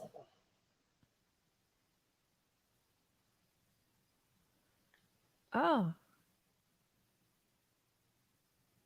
Joseph is in his garden and has been lurking for 20 minutes, He's pulling up the weeds. frolicking with his cats, maybe. Maybe. And greetings, Joseph, if you're still listening. There has been, I don't know if you guys have heard of this website called Pet Finder. No. Pet Finder is a website, or it's an app website that you can uh, search for adoptable animals. Right. So all like the humane societies and shelters post their animals to this website, and then you can look. And there is a cat that's about like a 45-minute-ish drive away from me Uh-huh. that I would love to adopt. It's a little girl cat. And so you guys know what Manning looks like, Mr. Locutus. Yeah. Correct. This cat is kind of shaped like him with the bottle brush tail, the kind of furry, fluffy cat. Mhm. But it's a black tuxedo cat Huh? instead of a orange tabby. Mm-hmm. And it's classified as a senior cat, but she's only 10 years old, which to me isn't a senior cat. That's just an adult cat. Senior cats are older than that. I don't know. Because a cat adopted at 10 years old could still have another 10 years of their life. Yeah. Well, we adopted a cat once, and it was 19 years old when we adopted it. Yeah. Went on So to be 23. So that's amazing. So I'm like, she's not too old to adopt, and she's not got any issues that they tell you about. Right. And feline leukemia negative, and she's been declawed previously, which fits in with my monsters because mine are all declawed. That's Mhm. just how we've adopted them. I don't want to introduce a not declawed cat in because that not declawed cat would be mean to the others. But Okay, random is Joseph is here, however, working in the garden. So working the last 20 minutes. Greetings for the future. oh yeah, he's winterizing his yard garden. Yes. I need to do that. he says, and it is over 18,000 feet squared. I'm not sure what and it is. Oh, and it is over And 80,000 square feet. So his garden is over 18,000 square feet. yes. Gotcha. That took So a see, minute. he was talking about his small New York style house, What is but then this? he's got 18,000 square feet of land. What does that convert to in acres? You got me there. Google is always good.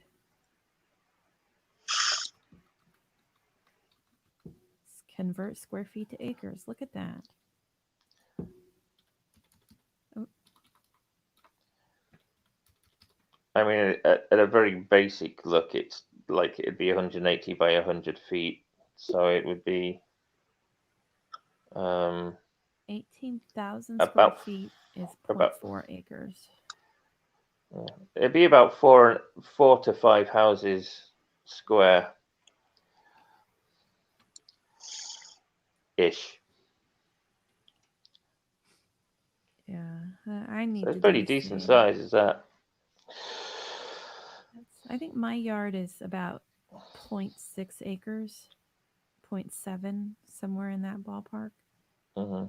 So I need point to. 413. Yeah.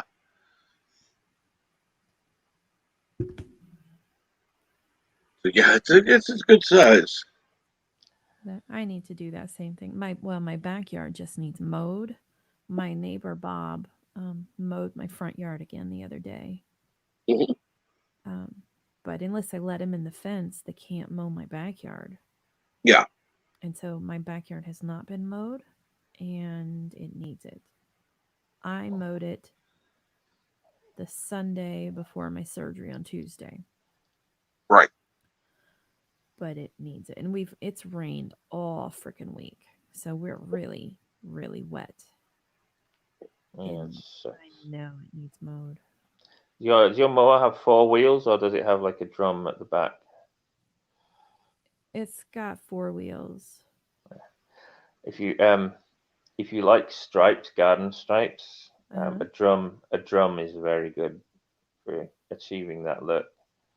Oh, I don't.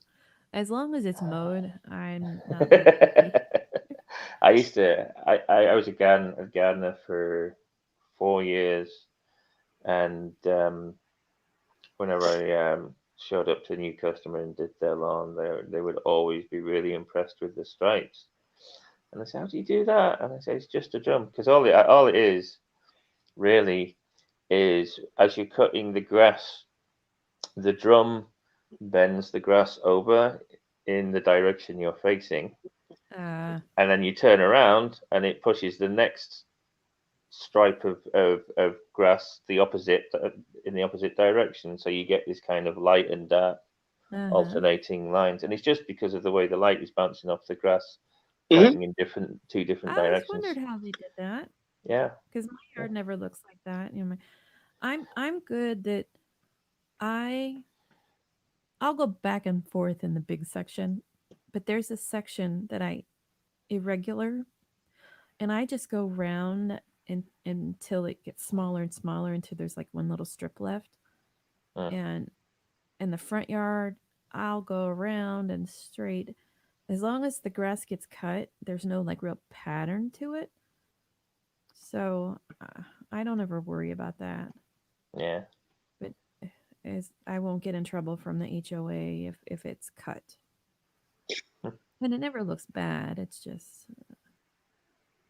I'm not a gardener. I'm lucky that I figured out and got it as good as it is. Bob and I were talking the other day, and he was impressed um, of how well I've gotten the weeds under control. Cool. I just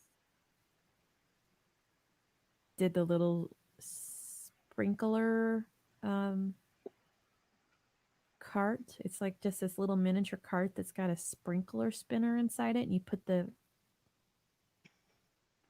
weed and feed stuff in it, and you just push it, and it sprinkles it out into the yard. I just did that. And then Richard had one of those spray things that was kills your grass or kills the weeds and not the grass, is what the bottle said. Right. So I used that and like spot sprayed like the dandelions and the stuff that thistle so that it wasn't growing. And it worked pretty good. I mean, Good to hear. there was one year um, he wasn't doing the grass. I didn't know what to do. And I grabbed one of the chemicals, and it was the weed and grass killer. Ooh. So a couple summers ago, our yard had like dead spots in it. I Oops. told him, well, it's his fault because he didn't mow the yard and spray the chemicals, and I had to, and I don't know what I'm doing, so I sprayed what was in the garage. Yeah. But now I know to look and pick the one that doesn't say weed and grass killer. That's the one you use on the driveway cracks Yeah. Yes. and that sort of thing.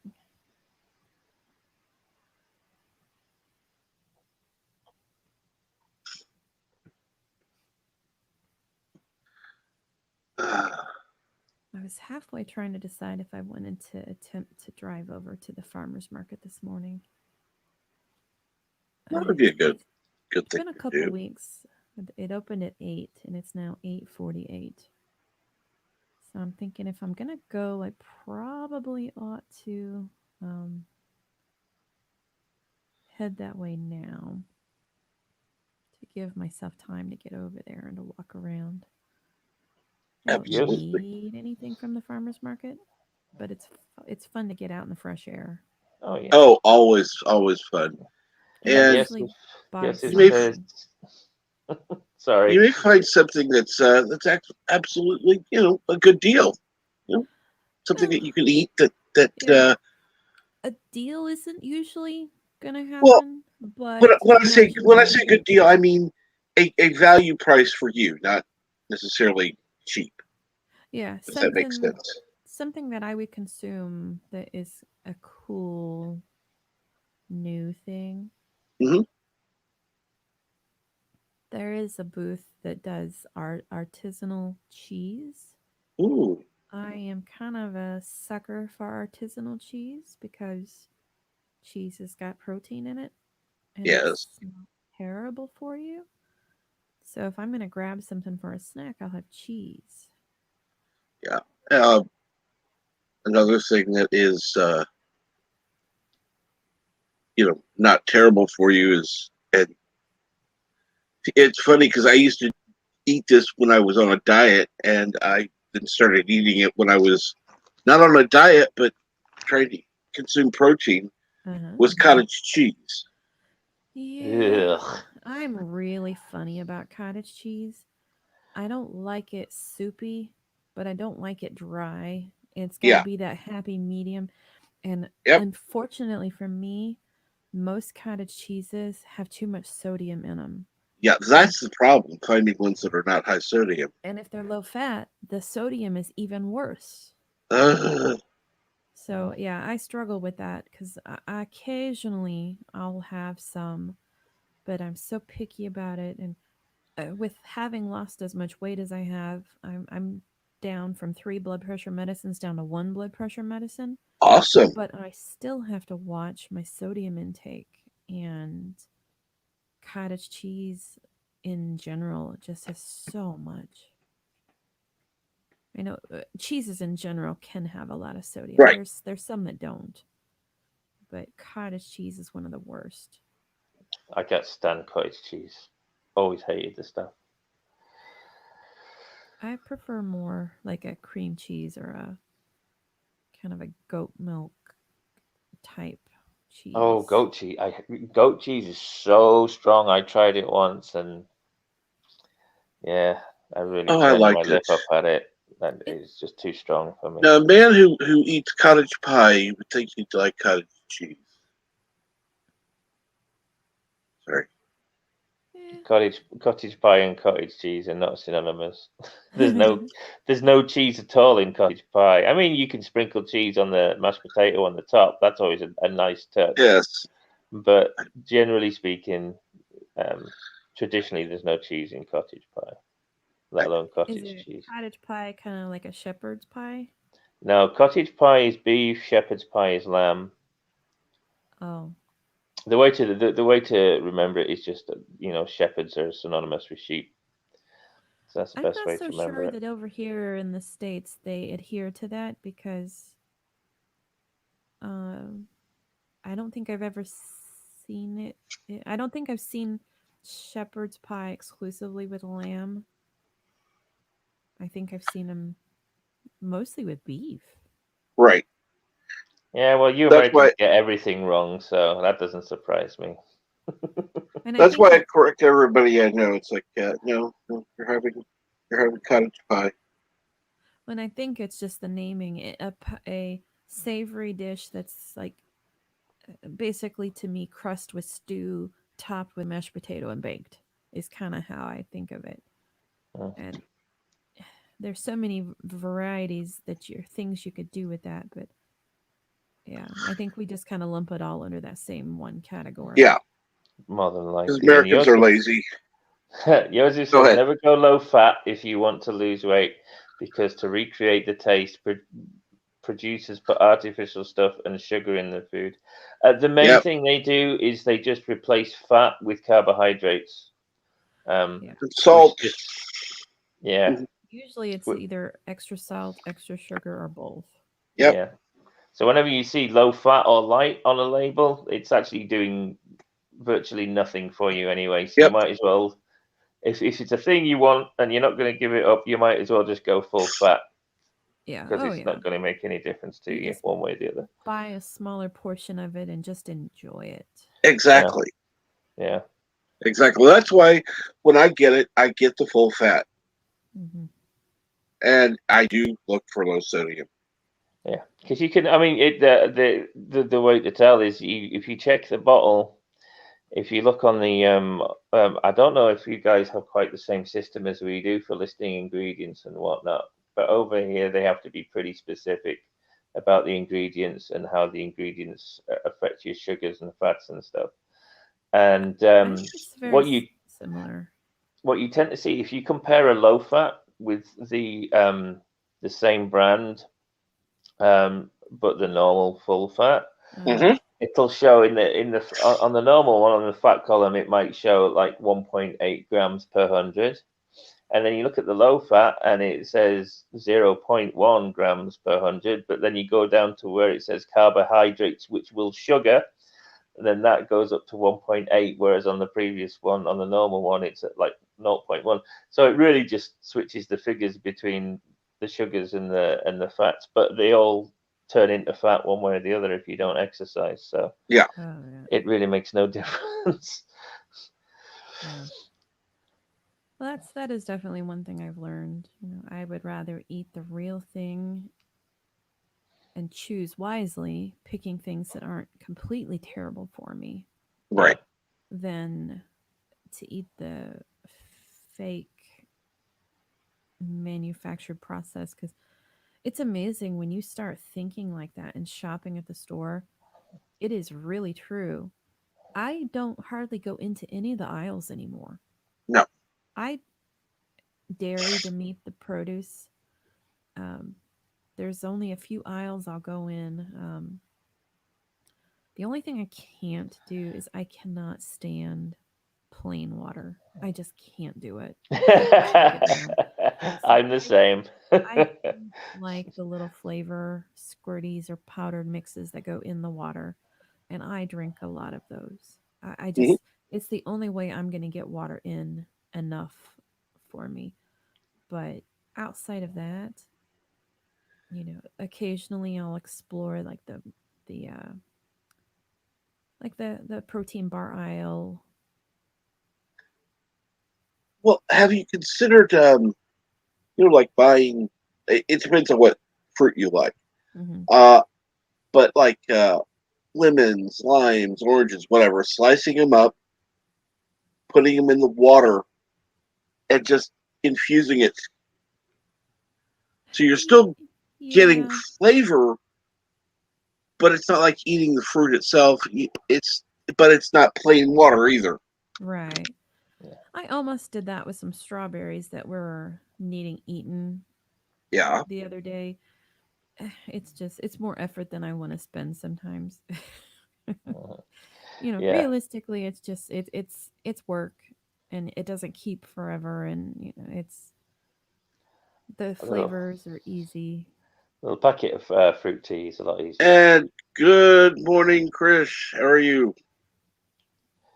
And Yvette is in the chat as well. She says, just got up for ski and painkillers. Wanted to say hello before I passed out again. Much love, everyone. And I'm not Yvette, would you do me a favor, please? Please ask ask your thing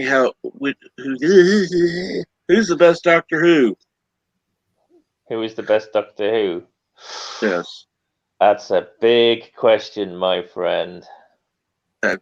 But see, her response is always hers. Not her response, but her whatever Google Class, or classic whatever the Doctor fuck Who. she says. Classic Doctor Who, Tom Baker for me, and I think that's the more popular opinion. New Who, uh, Let's put it probably this way: David. Probably her David Tennant. Alexa, who's the best Doctor Who? And her Alexa's response is always Jodie Whittaker. Uh, Fuck that noise. I don't think. I mean, I'm hopeful, but I don't think Robert T. Davis is going to be able to make too much of a difference. I think we're going to get the same crap, just written better. because the BBC is still the BBC. Now, if Were they you gave listening in him, earlier before you came on? I told you I was listening pretty much from the start,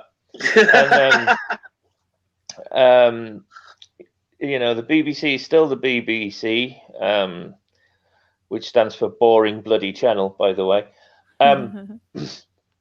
But unless RTD is given full creative control, it's just going to be more of the same crap, but better. In now, if they give him full creative control, which I very much doubt they will, but if they do, then they stand a chance of actually pulling this thing around. But I agree with most people who are saying that, you know, to properly save it, they're going to have to retcon the entire Jodie Whittaker era, which I actually, about 2 years ago, I sent an email to Doomcock and I explained him exactly how I would do the retcon. And the way to do it is in Peter Capaldi's last full episode. Towards the very end of it, Missy is kind of getting on side with him, and they get separated at one point, and then the Master, John Sim, which is a previous iteration of Missy from the David Tennant era, he shows up, and he's kind of been watching Missy, and he doesn't like what he's become because Missy's now kind of on side of the Doctor, and he's like, I would never do that. I would never betray myself. So he shoots her in the back and leaves her for dead, right? And then on the other side of things, you've got Capaldi gets shot and he's dying and he's laying on the floor of the TARDIS.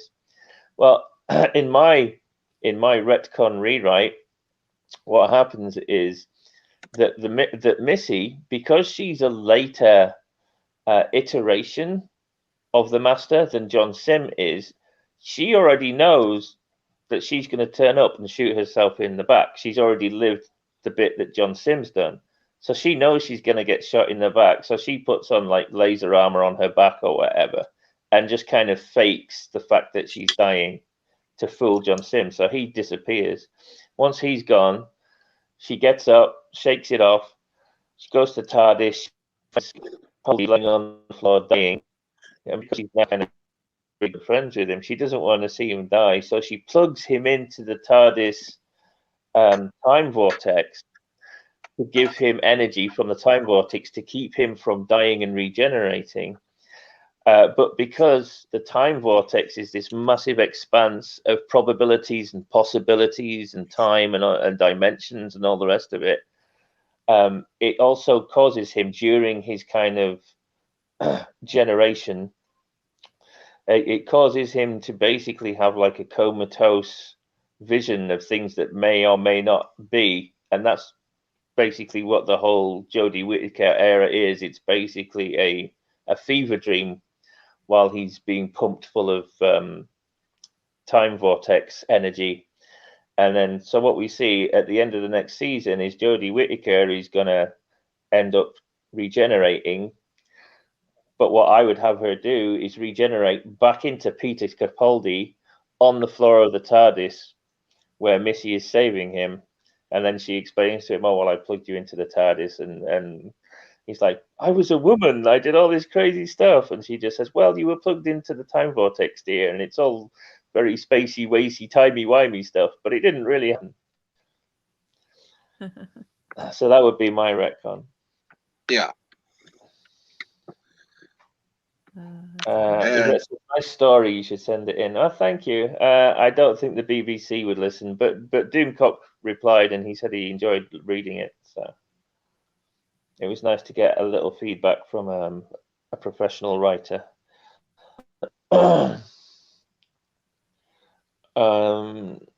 Eliahu says it could work. Russell T Davies is showrunner again. Yeah, it all rests on whether or not they give him full control, or how much control they give him. But if basically they're telling him, look, we want you to write, but we'll tell you what to write, then he can only control how well it's written, but he still has to write the agenda that they push on him. And if they don't allow him to retcon the Jodie Whittaker era out, then fuck that. Yeah. There is no saving it then. Mm. I mean, the best you can do is kind of, if he writes really good kind of Eccleston Tennant era style Doctor going forward, then really the best you can do is just sort of try and forget the mess that was Jodie Whittaker. But if he's actually able to retcon it, then that would be even better. And technically, he kind of has clearance from above because Piers Wenger, who's like the big cheese of the show, he did actually come out and say, I think it was during the last season, the last Jodie Whittaker season, he did come out and say, with Doctor Who, there is no canon. So, by his own standards, Russell T could come in and just completely rock on Whittaker, and Piers Wenger would have nothing to stand on. Well, you said yourself there's no canon, so up yours. Use his own words against him. Exactly. But I don't think Russell Davies would do that. He's too nice of a guy to do that kind of thing. So we'll just have to suck it and see, won't we? Hopefully they'll give him full control, and hopefully he'll have the balls to retcon Jodie Whittaker, or at least do something close to retconning Jodie Whittaker. But I've certainly I've got no doubt in his writing capabilities. He's a very good writer. You know, the first two seasons or the first two Doctors were just fantastic. Yeah. And the episode Dalek from Christopher Eccleston era is an amazing episode, and it's the best. That one scene where Eccleston goes face to face with the Dalek first time, and it's chained up, and he just runs this entire gamut of emotions. You know, surprise, fear, anger, terror, vengeance. And he just goes through all these emotions while he's talking to the Dalek in such a small span of time, and it's just incredible acting. And it's the best acted. It's the most well acted scene of any Doctor Who I think I've ever seen, and a lot of that's down to Eccleston's writing, but it also a lot to Eccleston's acting, but a lot of it is also down to Davies' writing and directing. Um, Russell T Davies is an excellent writer. So if anyone can pull it off, he can.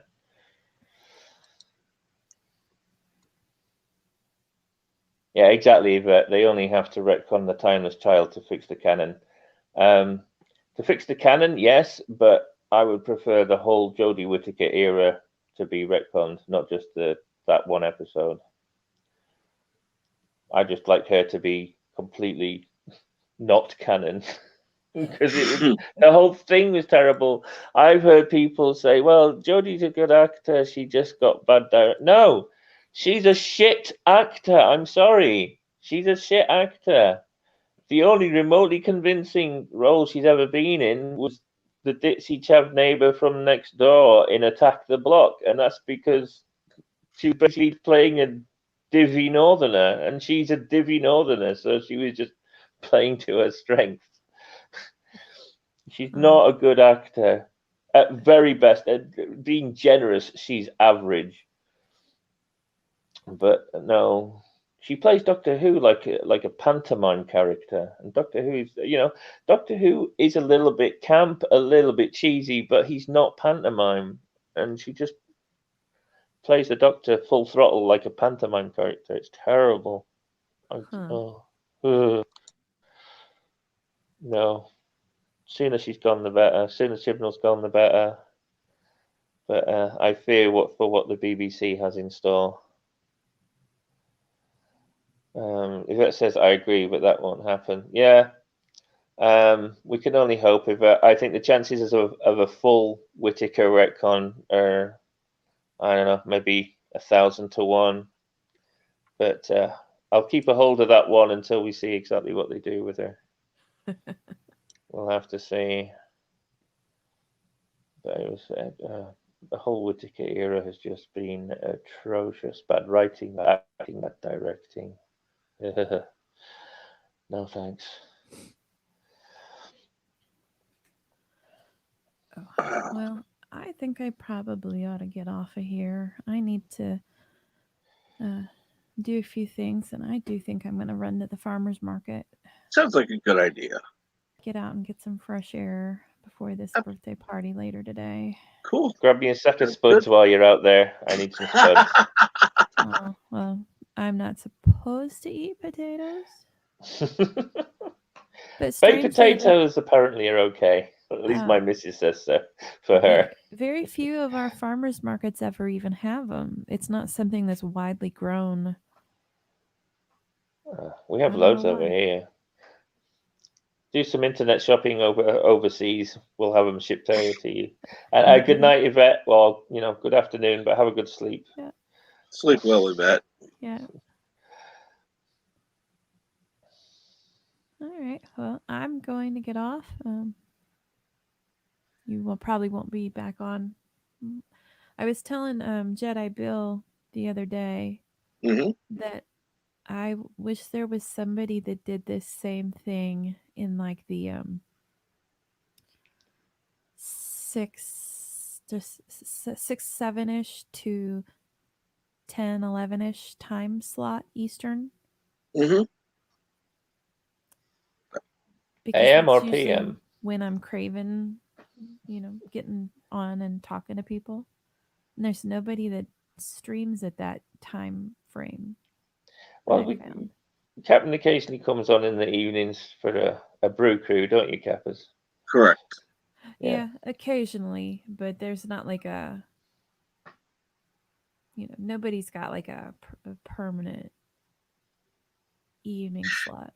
That's the only problem with that is that different people do fill the time slot on different days. Uh-huh. And so there's a lot of people that don't want to step on other people's feet. It's like,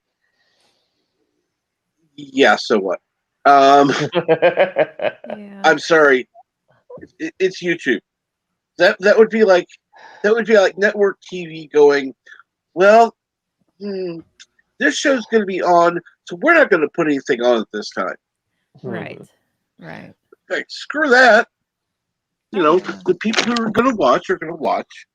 The people who are going to watch other stuff are going to watch other stuff. And, that's why we have the variety. We can watch what we want. Indeed. Yeah. And I'll have to find somebody to do that evening time slot. Somebody who's actually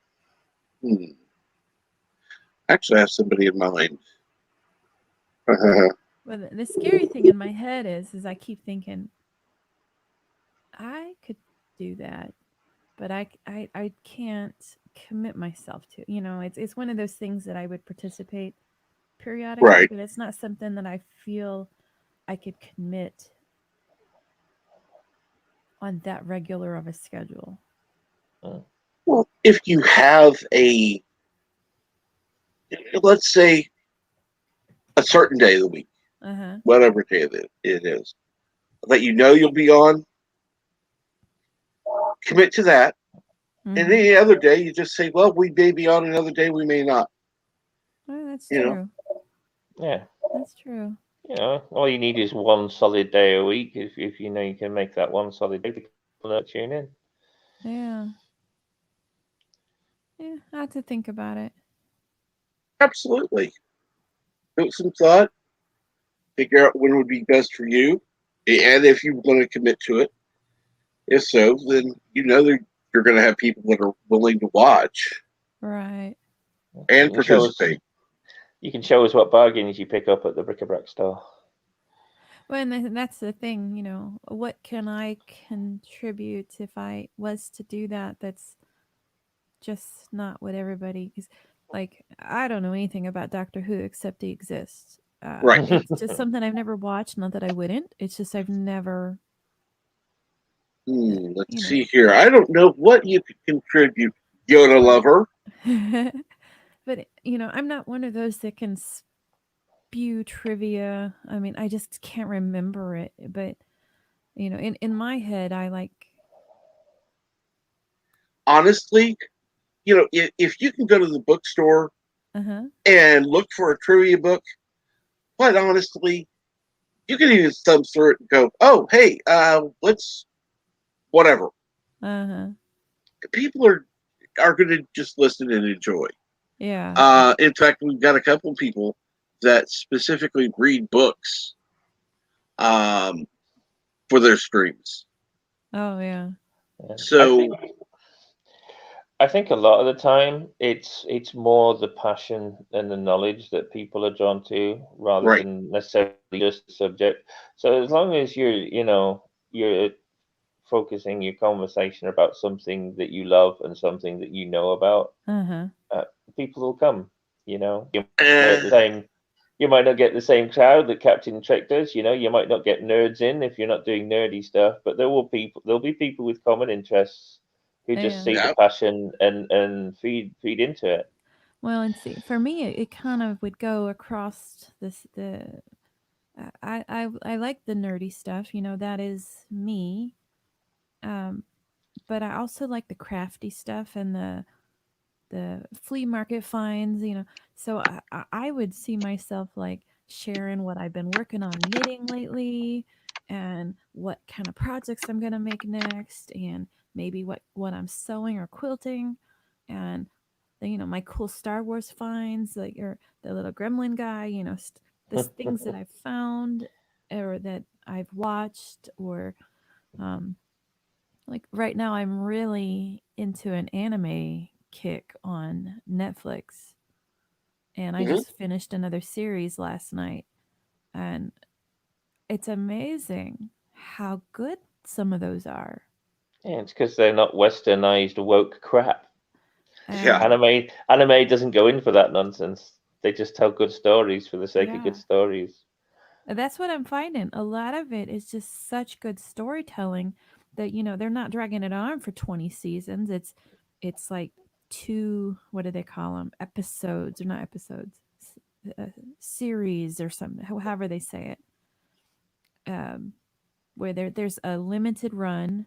This story goes from start to finish. It feels well thought out, the whole arc of the show, and the constructs that they do with the animation, where sometimes it's real kid like, and Mm-hmm. sometimes the women are very bosomy and sometimes it's really irreverent and sometimes it's very proper looking, all in the same show.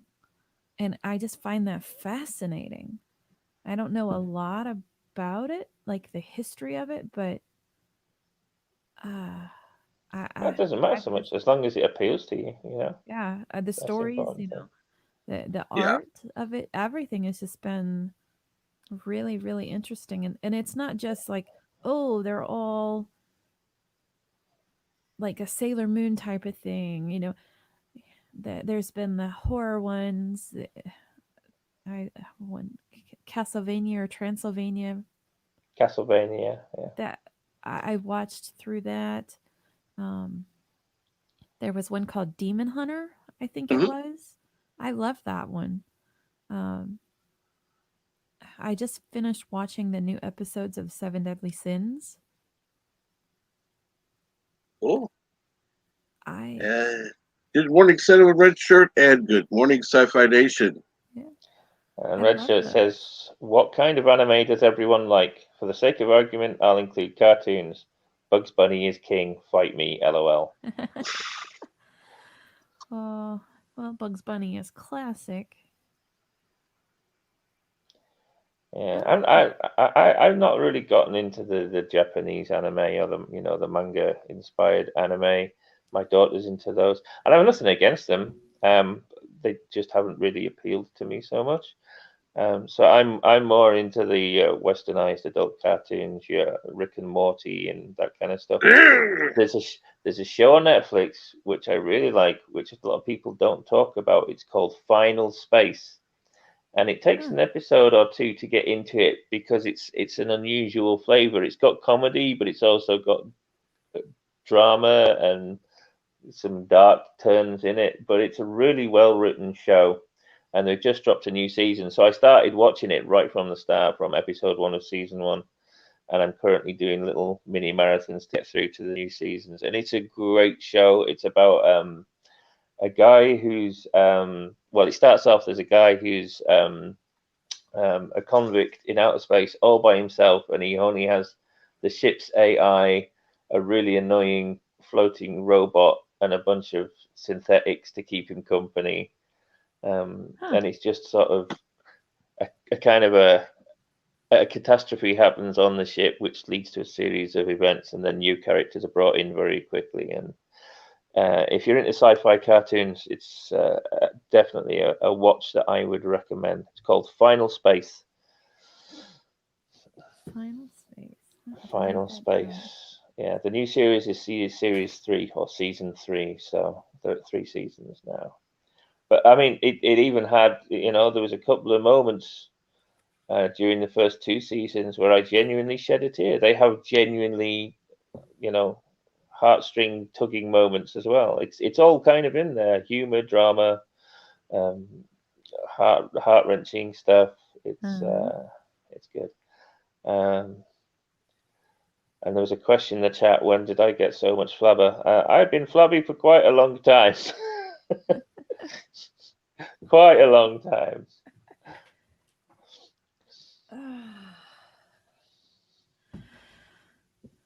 Yeah, well, I'll think about it. Maybe come up with a plan. Mm-hmm. I'm gonna need a picture at some point. I don't have a picture yet. Well, I'm sure Yitzy Lemons will do you one if you ask him nicely. Absolutely. Yeah, because I've been using this one with Locutus in it, and I probably ought to pick something else. Redshirt says, respectfully, I think Final Space is a little more of traditional Western anime. Oh, totally. I don't disagree with that, Redshirt, but you did say you would include traditional cartoons in your question, so that's what you get, son. He says, I know very little about anime, Ninja Scroll, Howl's Floating Castle, Akira, Bible Black, Samurai Champloo, Cowboy Bebop. I've got Akira on my watch list on Netflix, but I still haven't gotten around to it. I've never seen it.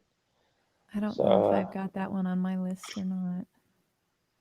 It's just one of those classic famous ones that it's one of those movies that I think you kind of have to watch it just because of its relevance in pop culture,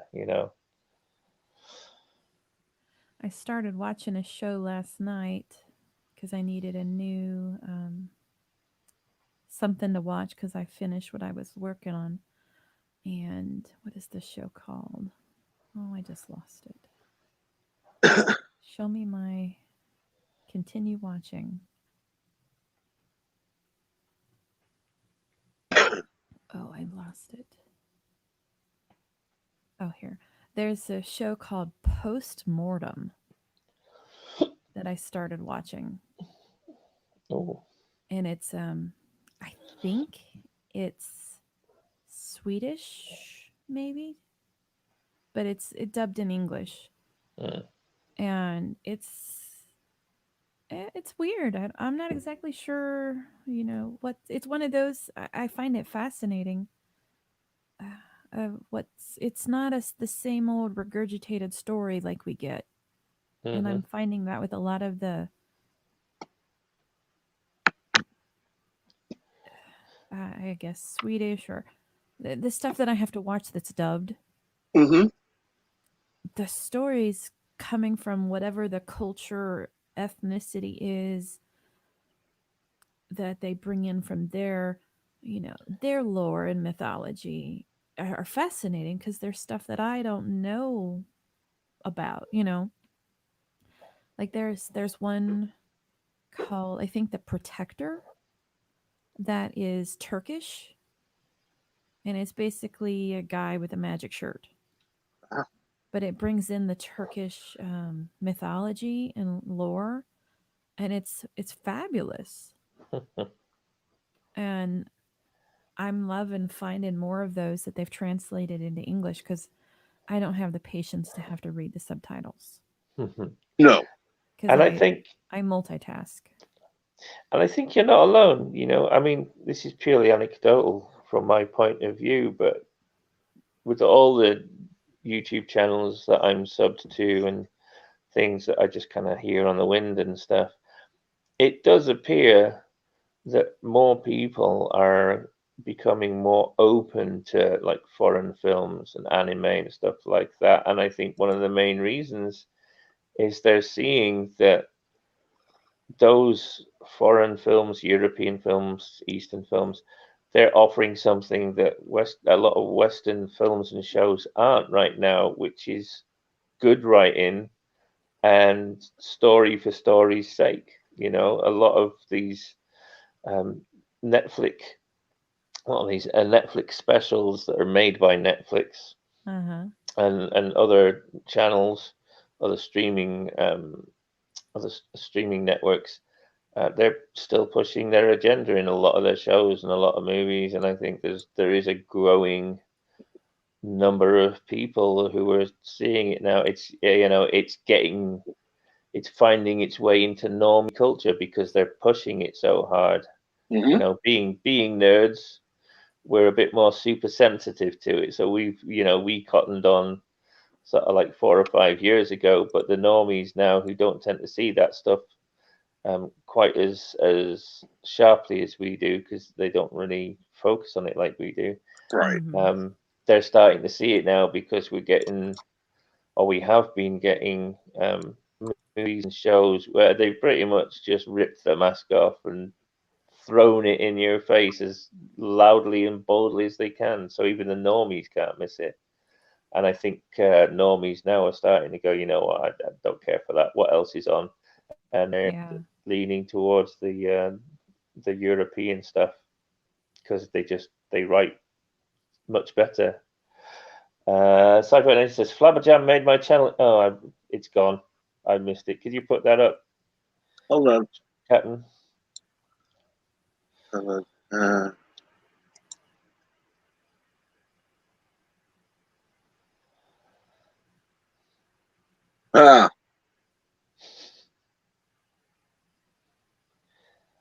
Flabberjam made my channel intro song. Funny how I win every copyright strike for it. LOL. Sorry about that, Sci-Fi. You're not the only one. It's happened to a couple of channels that I did intros for. Sometimes it's kind of the luck of the draw. You know, if I could have instrumented them myself, I would have done. But sadly, I don't have the equipment for that. So it was just ripped straight off of the karaoke channels.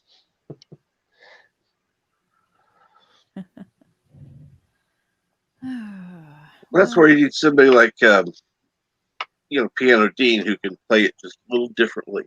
Yeah, exactly. But thank you, Paul. I'm glad you were able to come on. I've enjoyed it this morning, but if I'm gonna go to the farmer's market, I need to leave now so that I can enjoy myself there. Absolutely, you enjoy your time there. But yeah, I'll look for you guys again tomorrow morning. Absolutely. Everyone have a good day. Yes, definitely. You have a good day. Have a great day. Pleasure to see you. And I'm going to get off of here, so I'll catch y'all later. Absolutely. All right. Bye. Bye-bye. Bye. Wow. Well, that's all the class gone out of the stream. Now it's just you and me. That was a rare treat. It was. I followed for a while.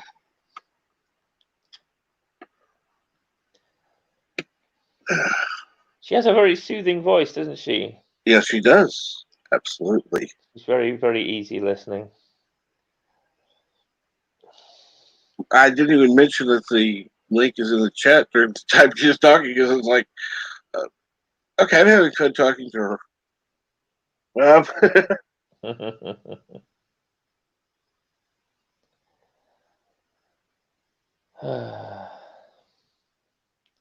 So what else is new? What's in the limelight at the moment?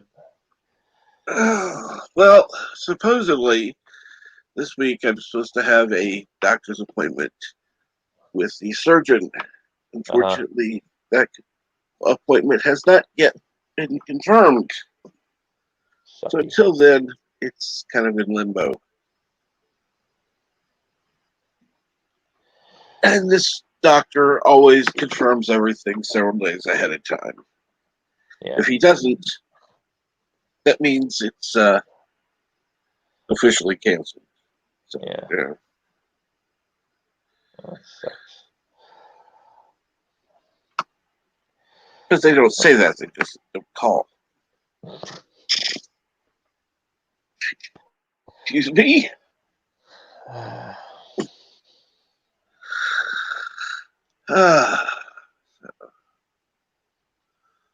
What do you got going on, Aberdam? Very little today. As I say, I was just when I was listening to you guys, I was playing Daisy, killing zombies and trying not to get killed by other players, and just general all-round apocalypse survival. Germ's in the chat. Good morning, Germ. So real life stuff. Real life stuff. It feels like it some days. On occasion, particularly over the last year, on occasions when I've stepped out the front door, I've half expected to see some rabid weirdo running down the street with his flesh hanging off, yelling brains.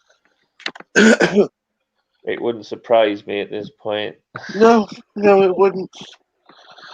Walk outside and, oh, okay. Of course, at this point, at least you can walk away from zombies. Like, I'll just shut the door and block it. At least I can get away. All I have to do is just walk. And good morning, Resolute German.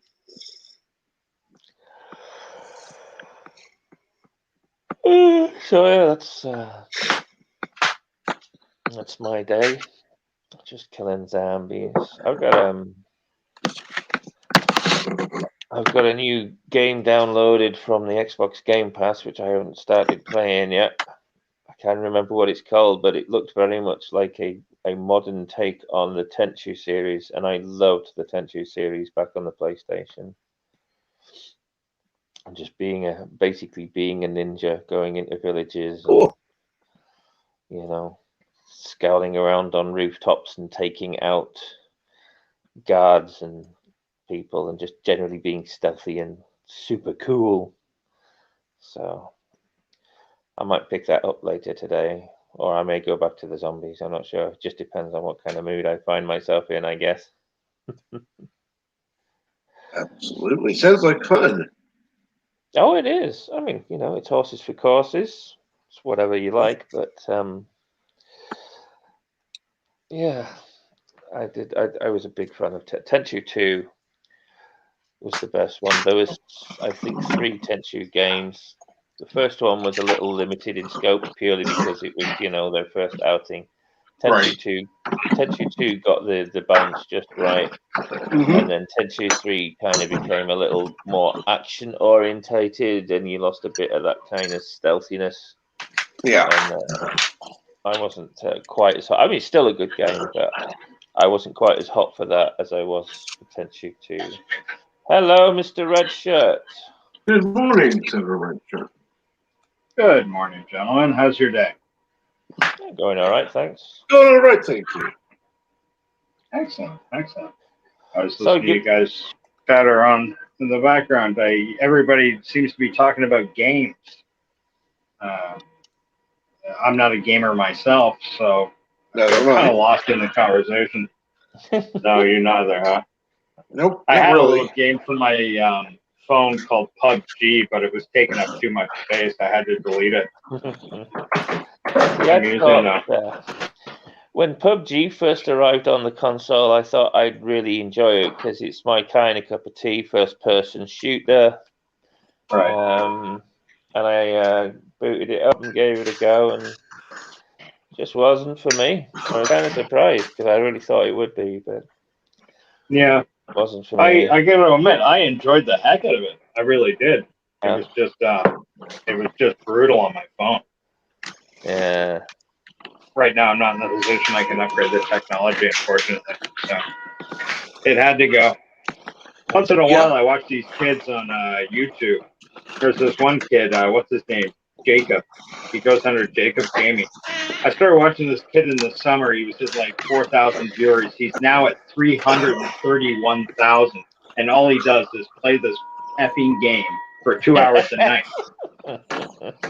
Insane. The only gaming channels I watch are people who play DayZ. There's like maybe two main ones that I watch.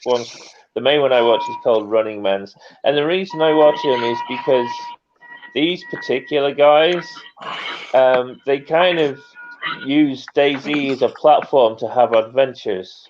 It's like for those who don't know, it's a zombie apocalypse game, and it takes place on a huge map. It's around about 15 kilometers wide and 50 kilometers long. It pans out about 260 square kilometers, so it's a huge map. And you can have up to 60 players on the map at any one time, and you're all vying for resources, for food and stuff like that. So what these streamers do is they tend to use the game as kind of an adventure experience much as anything else. So when they run into players, quite often they'll like talk to them or maybe do a stick up and rob them and stuff like that. And they have some great adventures and they're very entertaining. So that's why I watch them from. I mean, I might watch 2 or 3 videos a week of them. Sometimes they're long ones, sometimes they're short ones. Right, but you don't play the game. I do. I play the game myself, but I quite often I'll just watch them because their adventures are better than mine. Right. Because they play on the PC, I think PC servers are more populated. It's a slightly different experience because PC players tend to have a slightly different attitude to gaming than console players quite often. Whereas on DayZ on the console, the servers are not quite as populated, and quite often I'll go for hours without seeing or hearing anyone. So the adventures are a little more sparse, Right. Well, I can it's cool. It's a world that's not really open to me, to be honest with you. I've never gotten into any of the kind of gamings. And once in a while, I'll hear something. There was a game called City of Heroes. I thought, oh, I'd like to try that. And then I found out they shut it down 4 years after I had heard about it. That's how far behind I am the curve. Oh, dear. And I mean, there are other gaming channels that I'll watch just because, I happen to get along with them personally. Games, movies, comics, RS is one of those who he plays different games, they're retro games, and so he has helped try to promote my channel. He's been shut down a couple of times because of issues with other stuff, so finally he's ahead of me in subscribers again, but he's still promoting my channel, which I love. He's been very kind, and he's one of those genuine people. You see some on there, and it's like, go to this channel, and he almost it almost feels like it's scripted. Yeah. Yeah, fair enough. It's when someone's doing something they're passionate about, that always speaks through. And that holds through in channels and people and life in general. If you have a passion for something, of course, you're going to throw yourself into it, and you're happy to talk about it at any time. For me, that's movies. I love film. I love cinema. I can talk movies with anything, anyone. I had an idea for doing a kind of talk up about how do I describe this? We all love science fiction films, right? That's one thing we have in common generally. Some of us like noir films, some of us like murder films, some of us like horror, some of war, whatever. But science fiction is one general thing that goes through. Look at a movie and take Star Wars for an example, because perfect. Everybody's seen Star Wars at least once. If you hate Star Wars or like Star Wars, you know Star Wars. In Star Wars at the time, when it was made, 1975 through 1976, the cast in Star Wars at the time, there were two real life stars, like actual movie stars. People would stop on the street and go, "Oh my God, you're Peter Cushing. You know, I've seen you in a dozen Hammer films." He was. In England, he was a big, well-known film star, specifically from Hammer Studios. Right. And then you had Alec Guinness. And then I was going to say Alec Guinness, whom is, to anyone who loves film, knows this man's repertoire. Everybody goes, "Oh yeah, Lawrence of Arabia, or Dr. Zhivago, or Bridge on the River Kwai." You're absolutely right. David Lean, you can never go wrong. Magnificent director, epic director, one of the great early epic directors. Alec Guinness also did 100 movies in his career, and he had some fantastic films. Our Man in Havana, where he plays a accidental spy for the British government. Wonderful film. What else? Kind Hearts and Coronets, a brilliant movie where he plays 8 different roles, all members of the family. The protagonist is going out to kill, and he kills Alec Guinness 7 times in a row, sort of thing. It's a wonderfully charming career. A lot of people, they just watch Star Wars and think it's great. Oh, Obi-Wan Kenobi, the old guy, or whatever, and they really don't know or don't appreciate Harrison Ford. We all know Harrison Ford's career if you're past a certain age. Lots of people, Raiders of the Lost Ark, Han Solo, that's it. He had a great career too. It's a lot easier to look at Harrison Ford's career because all his films were in color. All his films were reasonably high budget. Not saying he got pampered that way as an actor. They identified him as a star reasonably early, and he got vehicles appropriate to that.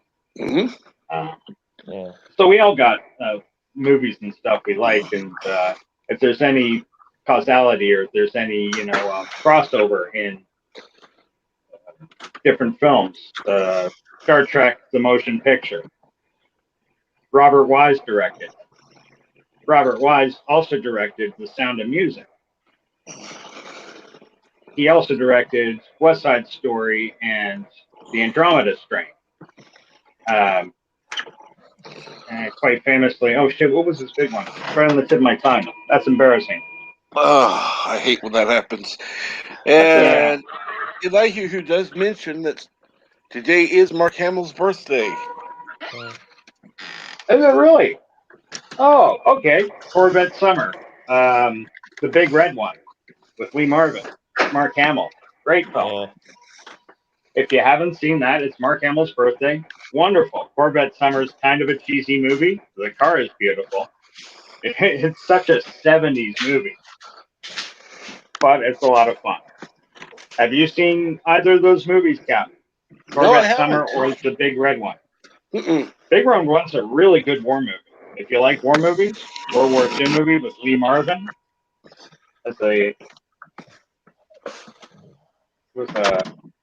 lots of action.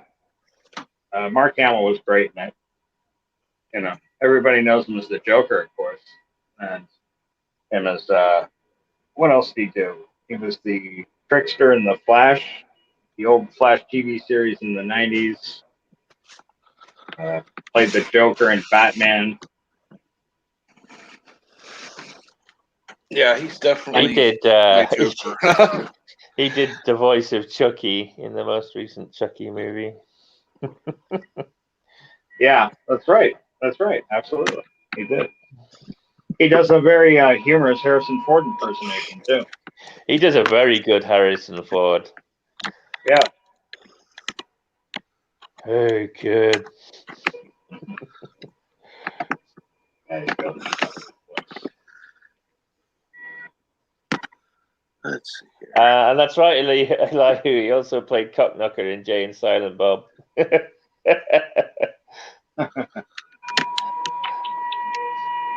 Man, whatever happened to Kevin Smith?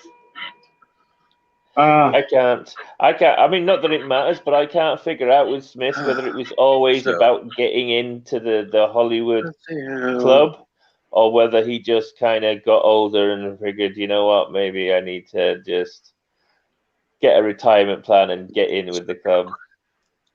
I can't figure it out. I don't know. I think he was reasonably well established, and I think Kevin Smith personally, and this is contrary to what a lot of people say, I know, not to be controversial on Captain Trek's show, but I think he can come back. I think Kevin Smith at his heart is one of us, and that, everybody fucks up from time to time. He's just fucked up big a couple of times. But how big, too? Working with He-Man and the Masters of the Universe, a lot of people got freaked out when he did there. Gotta say, who the fuck was He-Man's biggest franchise? And okay, if that was, but I saw a lot of people out there, freaking out about He-Man, and then backing off by saying, I never watched He-Man. I was too old for that, or I was too young for that, and that wasn't for me, or that was an amazing amount of guys saying, "Oh, that was kind of suspect, a little gay," and an amazing amount of guys saying, "Well, I just collected it for the toys." So, how much? It's not like Star Wars or Star Trek or Battlestar Galactica, Buck Rogers, even Flash Gordon. It's not like they were shitting all over that. They came out with a cartoon called Masters of the Universe. Mm-hmm. I think it's a travesty they killed off the character. I've never seen it. I'm just going, I know so much about it by so many outrage videos that came up over like a 2-week period. And watching He-Man get off, in the first fucking episode, I just assumed that would be next week, okay, we went and saved He-Man for whatever. We brought him back to life or whatever. No, and that was the way they chose. Fucking odd, but I will say they did take He-Man's name off the title. So I can't say the show was about He-Man. It's just called Masters of the Universe. Yes, they heavily implied He-Man was going to be front and center, but they never actually said it. It was one of the greatest bait and switch jobs I ever seen, but I can't say they lied to me. They just called it Masters of the Universe. Mm-hmm. I can't name all the Masters of the Universe. Can anyone here in the chat name all of the Masters of the Universe? Yeah, and apparently they're canon. There is. It's not just He-Man. Yeah, but Redshirt, they did lie to us. They stated outright in interviews leading up. Kevin Smith himself said it's literally all about He-Man.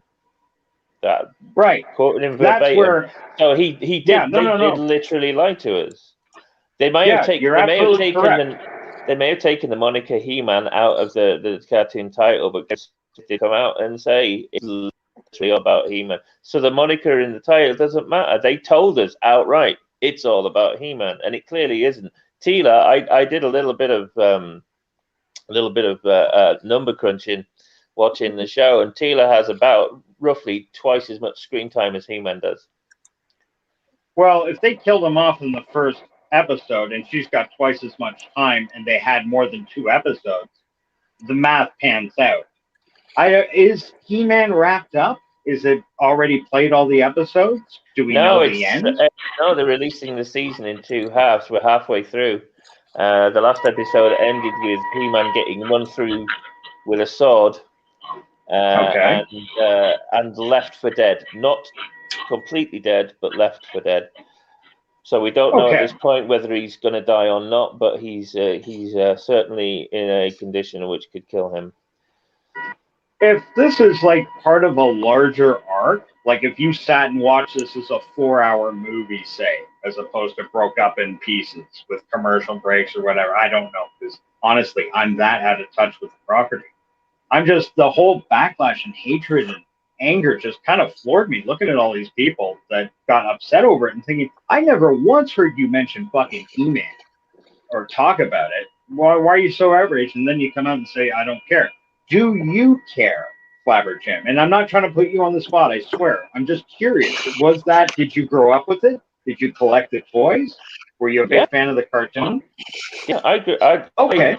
When I was, about 6 years old, so it would have been about 1980, early 80s, I don't know the exact year. I think it came out in like 81 or 80, something like that.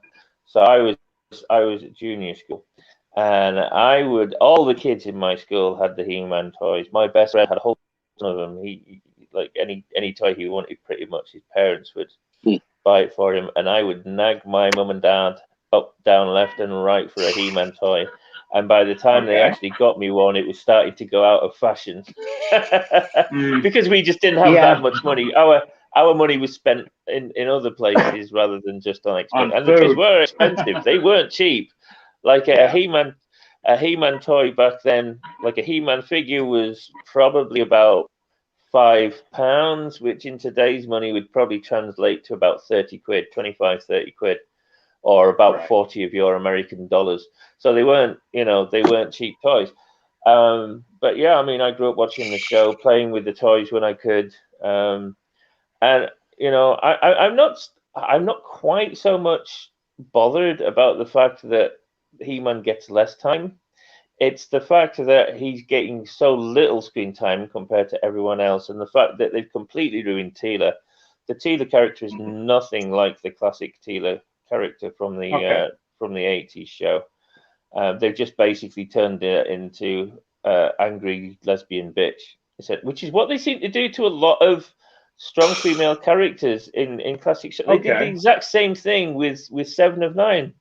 When she comes into the show Picard, they turn her from this kind of complex character who was kidnapped as a child by the Borg and assimilated, rescued by Janeway, had most of her Borg implants removed, and then spent the rest of the series kind of trying to figure out how to regain some of her humanity, but also trying to figure out if she really wanted to be human again, because being a Borg also had its own kind of advantages and stuff like that. She was quite a complex character. And then they bring her back there in Picard, and they turn her into angry space lesbian. That's her entire arc, angry space lesbian. That's it. That's all she is. So they seem to have a habit of doing this. I absolutely agree with you 100% flabbergasted about 7 of 9, and I could talk for like 40 minutes just on what they did to the character, I swear. Just to keep on point, if you don't mind, I just noticed there's a bit of traffic in the chats. Did you want to read that, Captain, or do you mind if I just go through to bring everybody up to speed on the conversation? Because Ethu's original show was called He-Man and Masters of the Universe. New show called Masters of the Universe. He highlighted Masters. I was all about He-Man, says Ethu. I talked about him. Teela Quest was focused on He-Man. So technically, he was right, I assume me. I was looking up old school He-Man toys. This is from Sci-Fi Nation. So I was looking up old school He-Man toys, and Ram Man doesn't even ram anymore. And Stink Core doesn't smell like stinky woman perfume anymore. Seriously, chicks wear perfume that smell like 80s stinker. Boom. Resolute Germ says, didn't they push back part 2 again? Sci-Fi Nation, but now Twitter is saying they brought 7 of 9 for tight spandex on a hot blonde. Go figure. But now Twitter is saying they brought 7 of 9 on for tight spandex. Now they're saying it? Holy shit, I've read it twice because I couldn't believe it. Spandex. Sci-Fi Nation spandex, all characters wore spandex. First season of TNG, says Ethu. You're right, TNG. Hence the Picard maneuver. Boom. Hence the Picard maneuver. Nice, yes. Hey guys, seriously, they do. It's nasty, says Sci-Fi Nation, just to bring us up to speed. Yep. The thing with TNG is they had the spandex onesies in the first season, and a lot of the actors were complaining because what they did is they always gave them an outfit that was one size too small, so that it would stretch out and define their physique, and obviously for the ladies especially. But a lot of actors complained. And Patrick Stewart being sort of the star brought it to the forefront. Any of you guys remember? I was just going to say in the first season when they brought on 7 of 9, she had the silver suit and she had those ribs down the side. I just happened to see an episode on the other day and I'm like, that is really stupid. And I know why. That's supposed to be distracting. Don't look right at her boobs. Yeah. Look at the ribs down here, and that's some medical purpose. As I recall, that's what the doctor said. It was some medical thing. So we have somebody else looking at this in my 40s versus watching this as a prepubescent teen. Yeah. What is the what is the reasoning behind having her thong outlined underneath the outfit? I mean, don't get me wrong, I loved it as a prepubescent teen. That's exactly why. Yeah. Because prepubescent teens were watching the show. That's exactly why.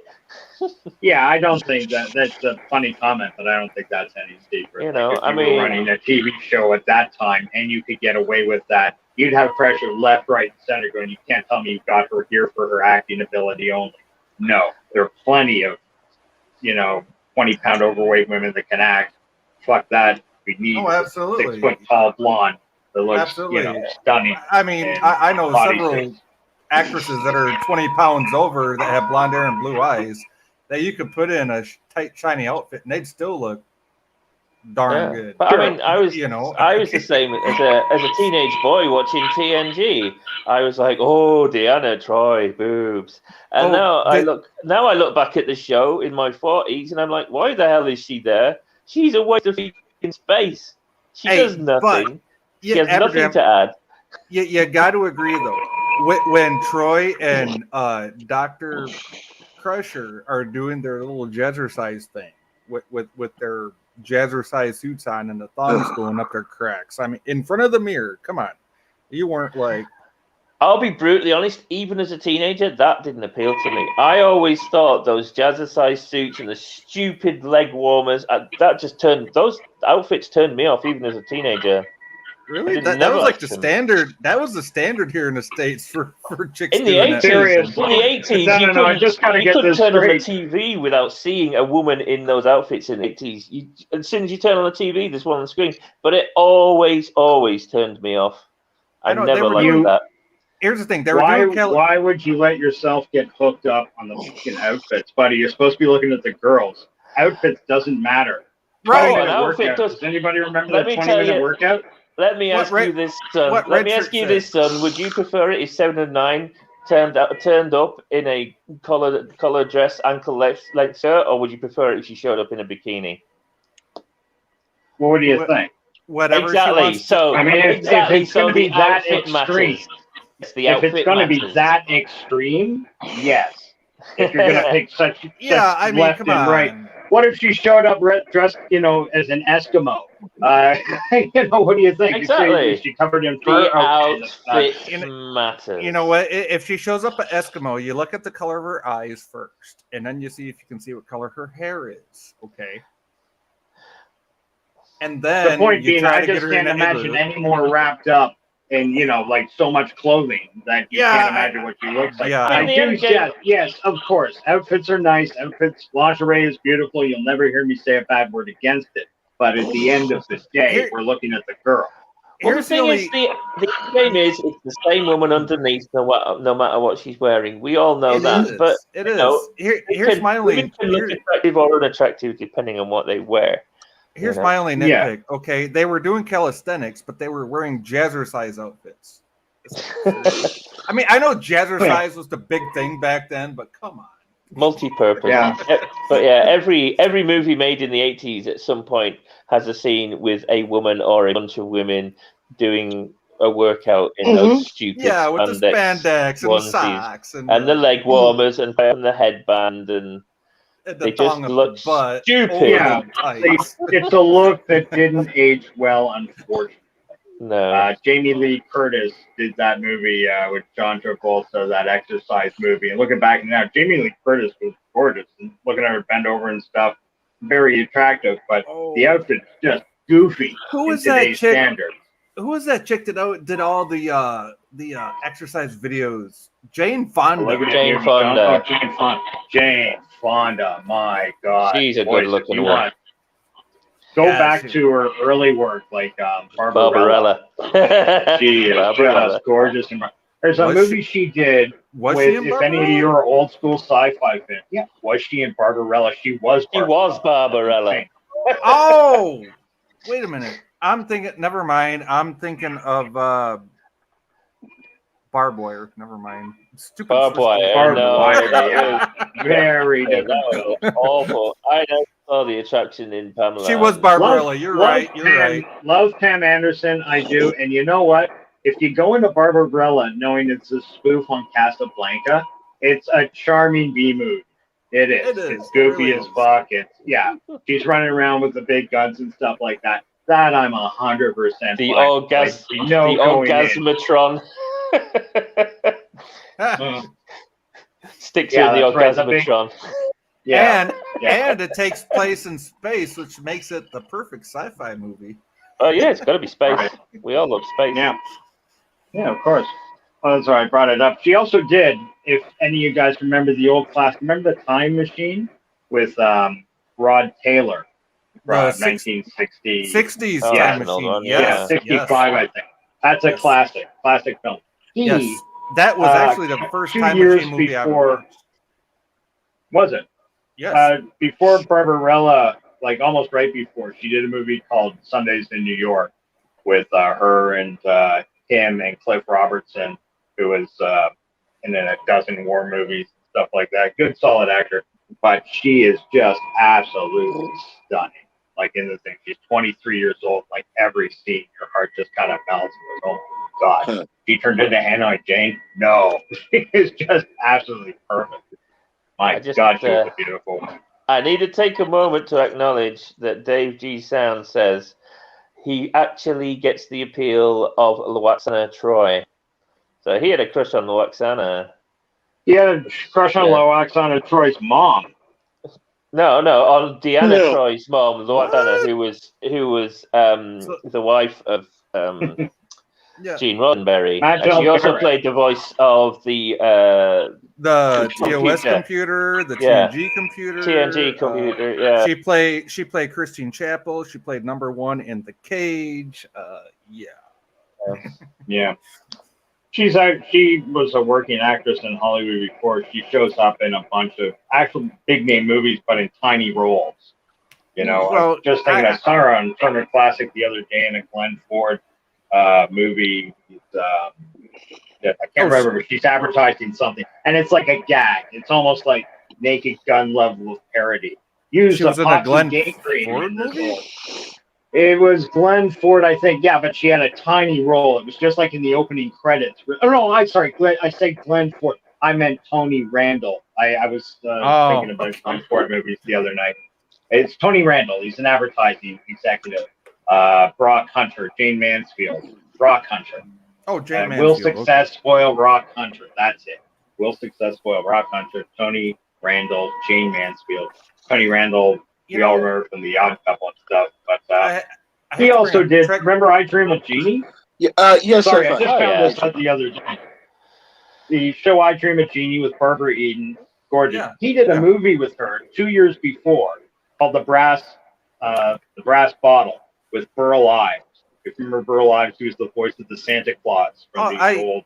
No, when I was a kid, I used to watch all the 40s and 50s Burl Ives Christmas stuff with my grandparents. Okay, well, you know Burl Ives better than young people. I was just saying, I don't know the ages of the people in the audience, so he had a lot of great movies. Great actor, Burl Ives. But he played a genie in the bottle, just like I Dream of Jeannie's Barbara Eden. Barbara Eden played his wife in that movie. So it was a weird bit of foreshadowing. She's a human in a world of genies, and there's this scene where like some slave genie comes out, and she's dressed just almost like Barbara Eden. She could have looked like walked right off the set of I Dream of Jeannie.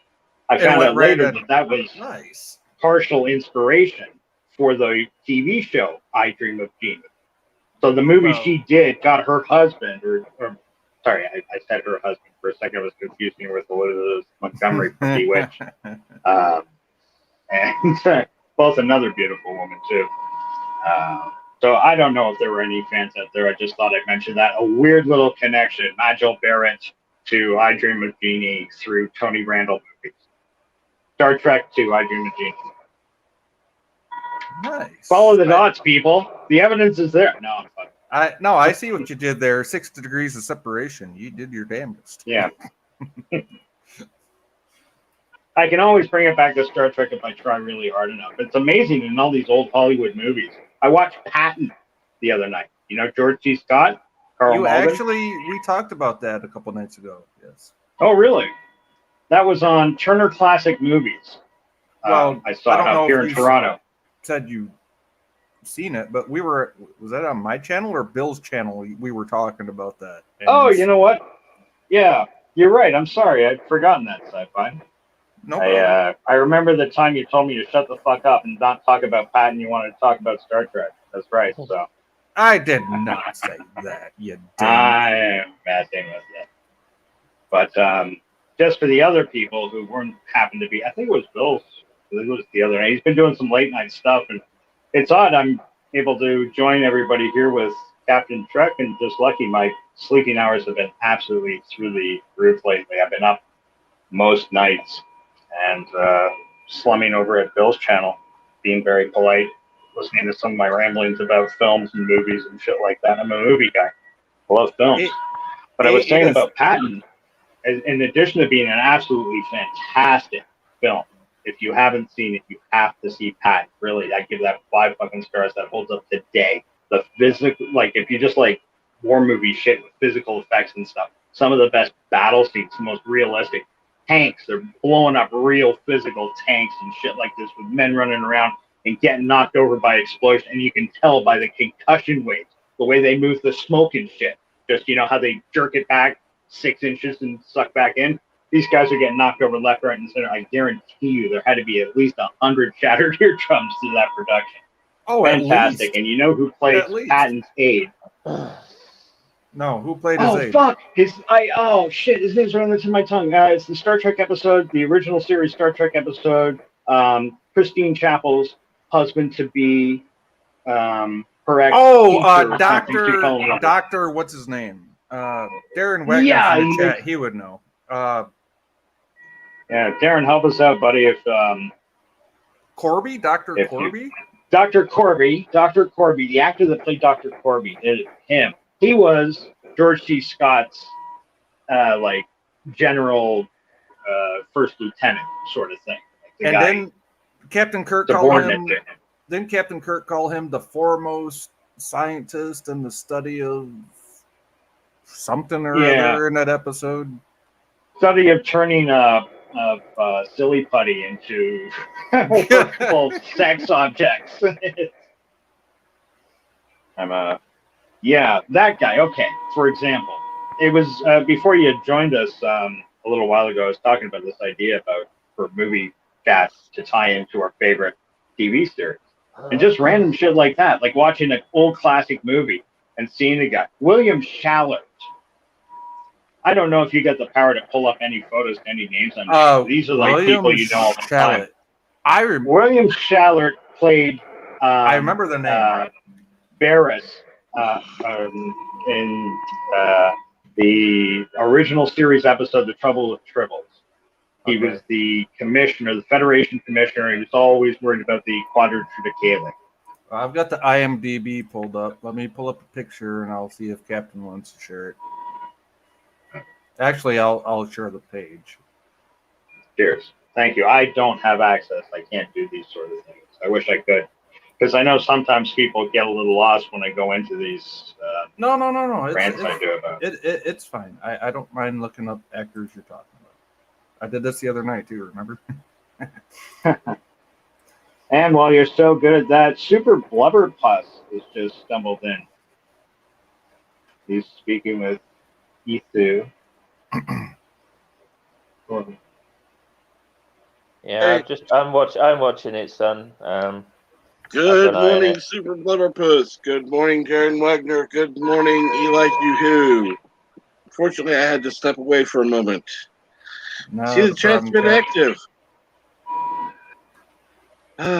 It's funny, while you were away, Captain Trek. I'm fine.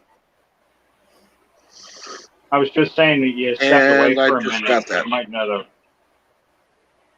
Okay, so there's the webpage, the IMDb for William Shallert. Is that the guy? 1922 to 2016. William Let's see. Schaller, yeah, Where's his filmography? Here's his filmography. Okay. exactly.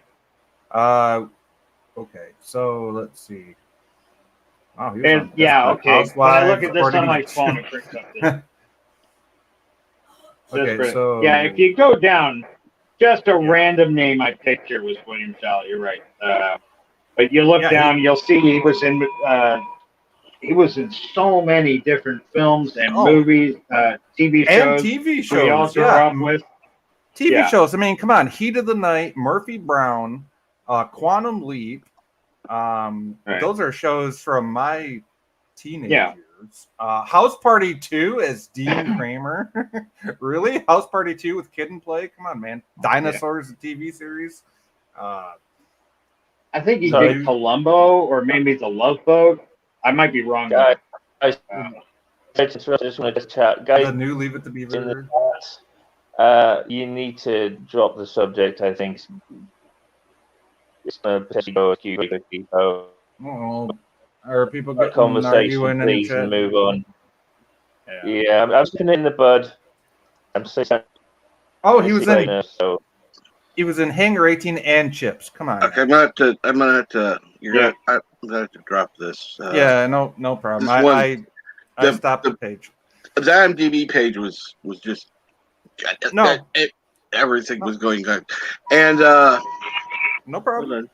I'm gonna look something up real quick, just out of curiosity.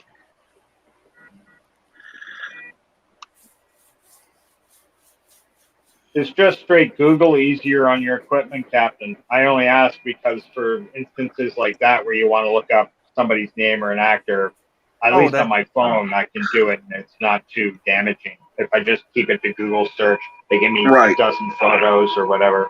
Absolutely, that's what I do. I do a Google search, and 9 times out of 10, if it's for an actor or a film or movie, I'll go straight to the IMDb link just because it's easier for me. That doesn't mean it's easier for you. It's just easier for me. Yeah.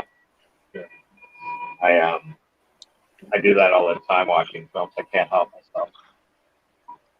But yeah. So there was an interesting little tidbit. I don't want to go into this. But I'm going to ask one question. What's that? Okay. Hanoi is not a culture. It is a city. It is a city. In Vietnam. So to call Hanoi a culture is a little weird. It's where the famous Hanoi Hilton was, which was a POW prison for American prisoners of war caught by the North Vietnamese. I would say, guys, I think it's probably advisable if we drop the whole subject, both in the panel and in the chat, because it's getting some backs up, some nerves are getting frayed, and moderators are starting to not act like moderators. So I think it might be advisable to just drop the whole thing. Absolutely. I agree wholeheartedly, 100%. A simple yes would have done number one. I was expecting someone to start chanting 2 men enter, 1 man leaves, 2 men enter, 1 man leaves. Da, da, da, da, da, da, da, da, da, da. But so what's the most recent sci-fi film anyone's seen? Anything good? I haven't seen it yet, but I am so looking forward to doing the feedback on that. Is really good. I have some news on that. I got 30 days of Disney Plus for free from my Xbox Game Pass Ultimate. Awesome. And good morning, V-Star. Good morning, V-Star. How you doing? Haven't seen you in a while. Jeez, Actually, she was on yesterday. Well, I wasn't here yesterday, but... Oh, okay. How you doing? Great to see you, V-Star. Holy crap, I hope you're doing okay. Free Guy. Bubba Puss saw Free Guy. What did you think of it, dude? I liked it, actually, personally. I haven't seen it yet, but I do want to see it. Oh, sorry, Cap, go ahead. I would suggest seeing it. I really would. Don't go in there with any preconceived notions. It's a fun movie. Don't go. If you're thinking about this, some elaborate or whatever, forget it. Okay, It's a fun movie. So with this 30 days of free Disney Plus, obviously I have to watch The Bad Batch because that was recommended to me. I also have to watch The Mandalorian. I actually have to watch The Mandalorian. I have to watch WandaVision. I have to watch all the stuff. You don't have to watch WandaVision. No, you don't. No, if you're going to skip something, skip it. Skip WandaVision. Okay. But they do have the What If on there. So I can actually what see if, what that's all about. Yes. You know what? What If is good, but if you get a chance, check out Star Wars Vision. Yes, I'm that not is sure on there. where you can see it. Star Wars worth treating. It's on Disney Plus, I believe. It's not that long either. There are 9 episodes, and they're all like tiny little vignettes. They're all little self-contained stories. Right, but like here's little the 10-minute things. Right, okay. Yeah, the twist is each one was written, directed, produced, and the artistry done by a different Japanese famous anime guy. And you kind of grow inside and go, oh, will it go? Watch the first episode. The first episode is beautiful. Now, as a fan of Japanese samurai cinema, like I could see 6 different films they lifted from not ripped off, lovingly lifted from. Used lovingly lifted, like a fan film type of. It's the Star Wars equivalent. It's the Star Wars equivalent of the Animatrix. You'll see little things that at the second. I saw a couple of guys bitch about this and like, wow, you're not getting it. You're not getting. They're allowing like a little Japanese flavor in here. The first one, I don't want to give it away. It's called The Duel. It's fucking epic. It's beautiful. It's well done. It's only 15 minutes long. A real little slice of Star Wars, and it has that feel and everything with, like I said, the veneer of being an anime. Now, each episode is different. Each episode is very different. Okay. And I just wanted to get that across because if you think the first one, it's all going to be samurai stuff. No, not at all. Okay, yeah, because if it's just samurai, I'd be like, okay, I'll play Assassin's Creed. Yeah. Now, Super Blubberpuss, remember, he's getting Disney Plus for free for 30 days. Right. So, yeah. It was a perk that I got from my Game Pass Ultimate. So I figured, what the hell? I'll sign up for 30 days free. And then I found out it was only half as much as I thought it would cost a month. They're like literally, if I keep it, it's like $8 a month. So if that's a big IF, I actually like their programming, which they already have like one show out of their whole lineup that I actually freaking like, and that's Life Below Zero, which has nothing to do with Disney, by the way. What I will say about Disney Plus is it's a much better deal in the UK and in Europe because we get what they call the Star Channel in there, which is basically a ton of Hulu stuff. They've got all their mature rated stuff. You've got the Deadpool movies. You've got Walking Dead. You've got Criminal Minds. There's a whole bunch of stuff on there that's worth subscribing for. And Flabberbelly, they actually brought that up when I signed up for it. They did say something about get a free stars, this and that, but I opted out because I'm like, okay, if I already keep this, that's $8. I don't know how much you're going to charge me for the stars crap, and I don't want stuff getting charged that I don't know. Well, in the States, you don't get Star. What you might have seen is Hotstar, which is a streaming service they recently acquired, which was one of the main streaming services in India. Now, what's on there, I couldn't tell you. There may be stuff worth watching on Hotstar, but I don't really know much about it, other than Disney basically acquired it to buy subscriptions. Right. HBO Max was catching up to, and Disney doesn't want to be outdone. And I do want to acknowledge LDG. How you doing, LDG? Says skip What If and WandaVision. Okay. I would say skip What If. If you had time, yeah, I think that's a little harsh. Like if you had time, if you grew up reading Marvel comics and you love the Vision and Wanda, you might not be happy. But if they're just passing characters to you, like I thought Elizabeth Olsen, I can look at Elizabeth Olsen. Honestly, not difficult. honestly, I never even heard of WandaVision until y'all were talking about the TV show when it came out. So there's that. I mean, and as far as what if, I mean, I'm kind of curious because I mean, what if this person was like this? What What if- if that person Yeah. was like that? Did you I read mean, the comic book? no, if I I didn't may even know ask? they had comics about it. It's nothing. Pretty much all of them are nothing like the comic book. They say, "Oh No. yeah, based off one Sadly, decision." they're but not doing the they're- comic book. Yeah, they every episode is freaking sucked. Well, it's a matter of Well, opinion. I mean, I enjoyed 1, 3, Yeah. and 4. Episode 2 is utter crap. Aberjam, in my opinion. Aberjam, you're roboting, but on my end. In the case, Yeah. I Hold will on. get out. Hold on. I will remove Sci-Fi Nation for a minute. See if that helps. Go ahead, Aberjam. Okay, well, rather than have Sci-Fi Nation left out, I'll take this opportunity to make my exit. Maybe and, if we all hit if we all hit mute at the same time, that sometimes helps us leave. I could be wrong. It has to do with the Obviously number of not you, people. Flabberjam.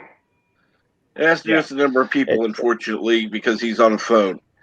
Yeah. So go I'm ahead. gonna- Say what I'm you gonna- have. Yeah, I'm just going to skip. Hope you have a good stream, and I'll catch you again soon. Absolutely. Message me later, but I would like to talk. All right, no problem. Catch you later. Catch you later. Cheers, Flabberjam. Take care. And yes, Cap, I understand what you were saying there. Him being on a cell phone, it used to do the same thing to me Oh yeah. when I was on cell phone using StreamYard. So I absolutely understand. Not a problem. That's why he was saying he wanted to say one last thing, and it's like, okay, I got to take somebody out, but I wanted to tell first. Right. Yeah, not a problem. I understand. I was on StreamYards before, and if there were more than 4 people, I would. And yeah, so yeah, trust me, I get it. That's what happens with cell phones. Plus, they overheat using StreamYards. I know from experience. So not a problem. I completely understand. So basically, what I'm hearing is the only thing worth me watching in my free 30 days is. Dang it, I had those movies on the tip of my tongue. Guardians of the Galaxy 1 and 2, which are my all-time favorite Marvel movies. Right. I don't care what anybody thinks. I love those movies. And some other stuff. Have you seen all of the Clone Wars? I started watching that back in the day. The little half-hour shows, the weekly ones. And then they came out with the movie. So I have seen some of those. I mean, like the old school ones. I'm not sure if they've done. Yeah. The movie is the stuff. pilot to the Okay, show. the movie was a pilot. Okay, so I've seen the movie and I've seen some of the half-hour shows. And good morning, Darren. Good morning. Good morning, Darren. Hello. Hello, Darren. How you doing, Darren? How are we all? Doing well. How are you? Doing good. Good to hear. Howard the Everybody got quiet Duck. all of a sudden. I have to reply to it. I have to reply to Elihu. That movie does rock. That's one of my favorite movies growing up. That movie is so cheesy. It's epic.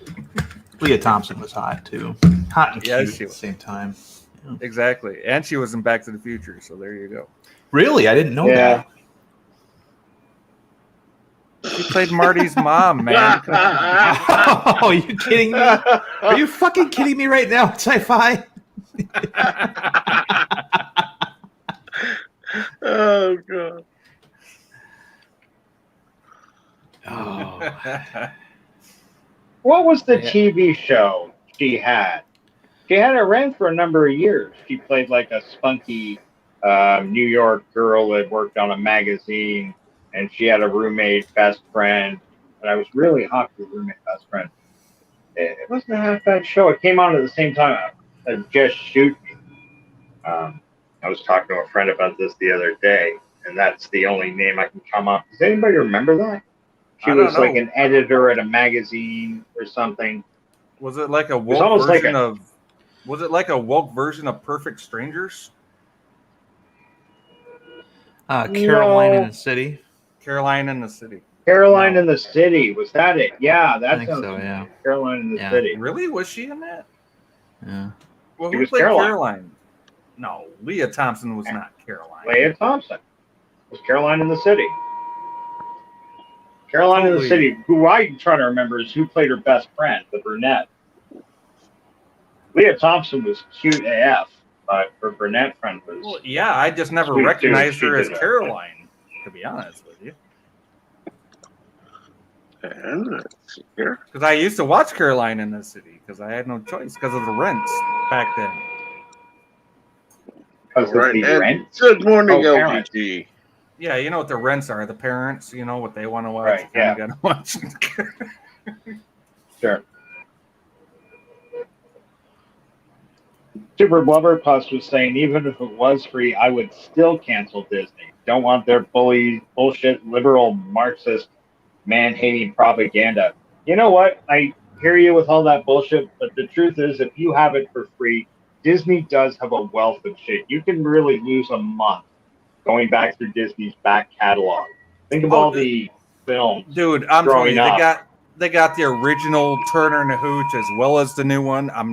I might check out the new one just to see if they did the original justice. But yeah, I mean, they got a back catalog. They've got a Halloween catalog right now that is speaking to my heart. They got the Nightmare Before Christmas. They got, oh my God. I don't know if you got kids in your life too, but like think of all the classic animated movies they got out there. All the classic stuff. It doesn't matter. My kids are growing up except for one. That's a little sci-fi, and he's in my home right now. Okay. But I'll tell you what, I wish he could experience Bambi in a theater like I did. Oh, what about Iron Giant? Have you ever shown him Iron Giant? That's a great film. Not yet, but Disney property. But it's on here, and I'm gonna have him watch it. And you know what? If he likes this stuff, and there's enough kid content on here for him to keep him off a cell phone and to keep him off the Xbox or what the heck ever, absolutely. I'd rather have him watch something like this instead of being out there. They definitely have enough kid content. They have all the Disney Junior and whatnot stuff from the 80s and 90s. Yeah. Yeah, because remember, guys, like Disney as a property goes back well to the late 30s. They 50s, they operated 60s, well 70s, before 40s, 30s, and 20s. Come on, man. If you like Kurt Russell movies and you want to laugh, look up the Computer Wore Tennis Shoes.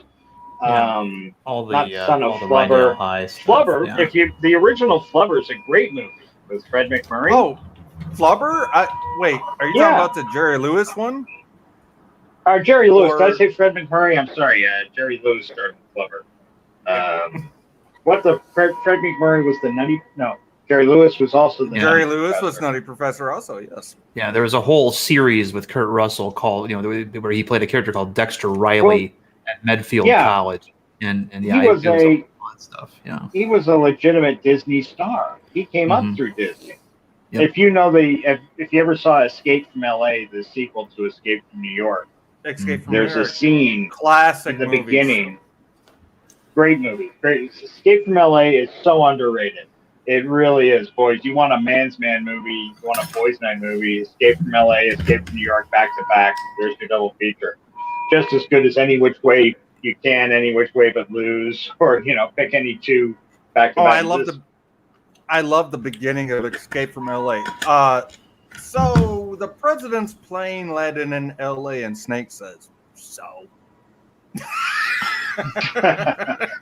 Well, you might remember in the beginning of Escape from New York, after Snake is given the mission, he's got to use a a glider to get into New York. In this movie, because it's literally one of the beautiful things about Escape from LA people don't get, though, and I'm sure the guys here do, but as much as it's an action movie, it is a spoof on action movies, and it's a spoof on John Carpenter's own work. It is. And the opening shots it with really him is. That's what breaking makes it into great. L.A. Essentially, he's going through the sub, a little like Snake flew through, but now this is underwater Los Angeles because of the floods, and so he's flying past the Columbia or Capitol Records building, a lot of famous old LA landmarks, Grauman's Chinese Theater, and he lobbied DC. Apparently, he asked I said DC. He lobbied Disney, right, to get permission to use Disney World,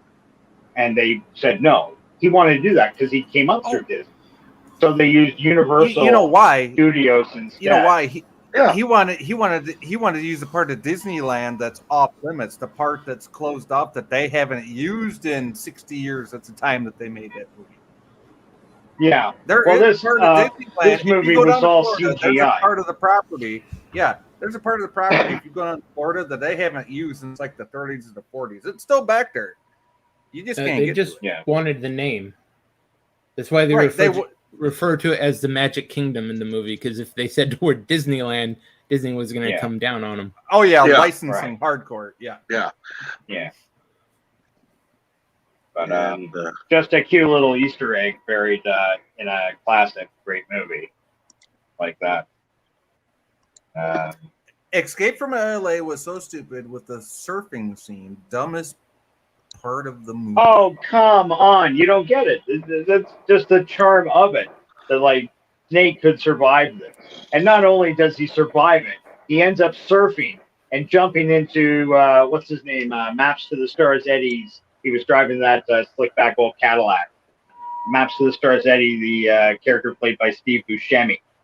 Oh Remember yeah, him? yeah, Map to Stars. Yeah, heck yeah. The Map to Stars, Peter yeah. Fonda was Surfer Dude. And Bruce Campbell was the surgeon. They had a few good people in that. Taking over Stacy Keach's role. Sadly, Stacy Keach passed away. Stacy Keach took over Lee Van Cleef's role. Great Lee Van Cleef. actor. something happened. Yeah, something happened. I heard a whom. Let's see here, Resolute Germ. You have got Saturday morning cartoons coming up in about 28 minutes or so. Yeah, 11 a.m. Eastern time for Saturday morning cartoons with Resolute Germ. And Big on today, Darkwing is what was supposed to be what originally was aired as the pilot episode, but they dropped it in the middle of around the middle to the end of the first season. Okay, so Darkwing Duck episode 29 is first. Then Clone Wars season 4 episode 7. Both of which are on D+, by the way, just saying. That is true. Then, of course, we have, I never can remember, Conan the Adventurer, I think it is, right? Yeah. Talking about Disney Plus, are you? On, let's hear, season 2, episode 14, and Transformers Generation 1, season 2, episode 13. Yes, Darren, I got a 30-day free trial because of my Game Pass Ultimate. So we were talking about Disney shows and movies and whatnot, and what to watch and what not to watch. I think I'm still subbed to Disney Plus. I was kind of disappointed that they didn't have Hot Lead and Cold Feet on there, but I guess I still got Hot Lead and Cold Feet. What is that? That's a Disney Western. Disney Western that came out in I think '79. It's got Jim Dale in it playing 3 different characters, but Don Knotts is also the big draw in it. Yeah, and it's a pretty good movie. I mean, if I'm going to describe it, and it's not going to sound like a comedy. You had this. It takes place in the Old West, and you had this guy named Jasper Bloodshy, who's an old man who reveals to the mayor of the town that he founded, called Bloodshy, that he has 2 sons. Everybody only thought he had 1 son, who was this outlaw named Billy Bloodshy. And so he sent telegrams to find the other one. And so come to find out, when this Jasper Bloodshy guy was a younger man, he fell in love with a British school teacher who was in America trying to, make a career, and they got married and ended up having twin boys. But she had to leave him because he was, such a ruffian, and so she took one boy back to England with her, and come to find out that one that went back to England eventually came back to the United States and was living, as a missionary in Philadelphia, and so he gets the telegram that says that he's supposed to come to Bloodshy to receive his inheritance, and then you've got the two twin brothers there, essentially end up in a competition for their inheritance. It's kind of like a cowboy Olympics thing, which Billy, of course, is going to smoke him at, but the pastor has to figure things out. He has to learn how to be a cowboy, and there's more to the plot than that, but that's the gist of it. And so he has to learn how to be a cowboy to take care of his boys. Or no, the pastor has to learn how to. Oh, okay, I get it. Never mind. Yeah, there's a trailer you can find on YouTube for Hot Lead and Cold Feet. It came out, I think, a year after Blazing Saddles, and the trailer kind of indirectly references Blazing Saddles. I remember hearing something about it back in the day, but it really wasn't all that big, so I never paid attention to it. No. But Jim Dale was a British actor who had been in Pete's Dragon. He played the villain in that, and he'd been in a bunch, and he plays three different people in this movie, and he does a really good job. They use the Parent Trap technique that Disney was kind of pioneered to have him in a split screen talking the 60s version or the 80s version? 60s. What do you think? Good morning, Sci-fi. Cam. Cam, good morning. Cam, no bird today. Can you do the Cam? Can you do the Cam? No bird today. Bird is probably asleep. Did he have a late night? Earlier. I don't know. Well, it was Friday. So go ahead. There was another one that I wanted to see on Disney Plus. I don't have on yet, called the. Oh man, I'll get the title here. Continue. The Swiss cheese brain. Trust me, I know how that is. No, it's just early. No, I know, Darren. I just wanted to bring to attention, if it's okay, Super Blubberpuss was kind enough to answer my question asked out loud. The Fred McMurray Professor film I couldn't put my name on was The Absent-Minded Professor, which, correct, as I recall, was a very sweet family film. Nothing offensive, just entertaining, charming. Yeah. Okay. The movie was called The North Avenue Irregulars. It was a Disney comedy film starring Edward Herrmann and a few other people, Cloris Leachman as well. And that was about a Presbyterian reverend played by Edward Herrmann, who takes over a new church and finds out that organized crime has taken over the neighborhood, and he basically enlists the help of a bunch of church ladies to go undercover to fight crime.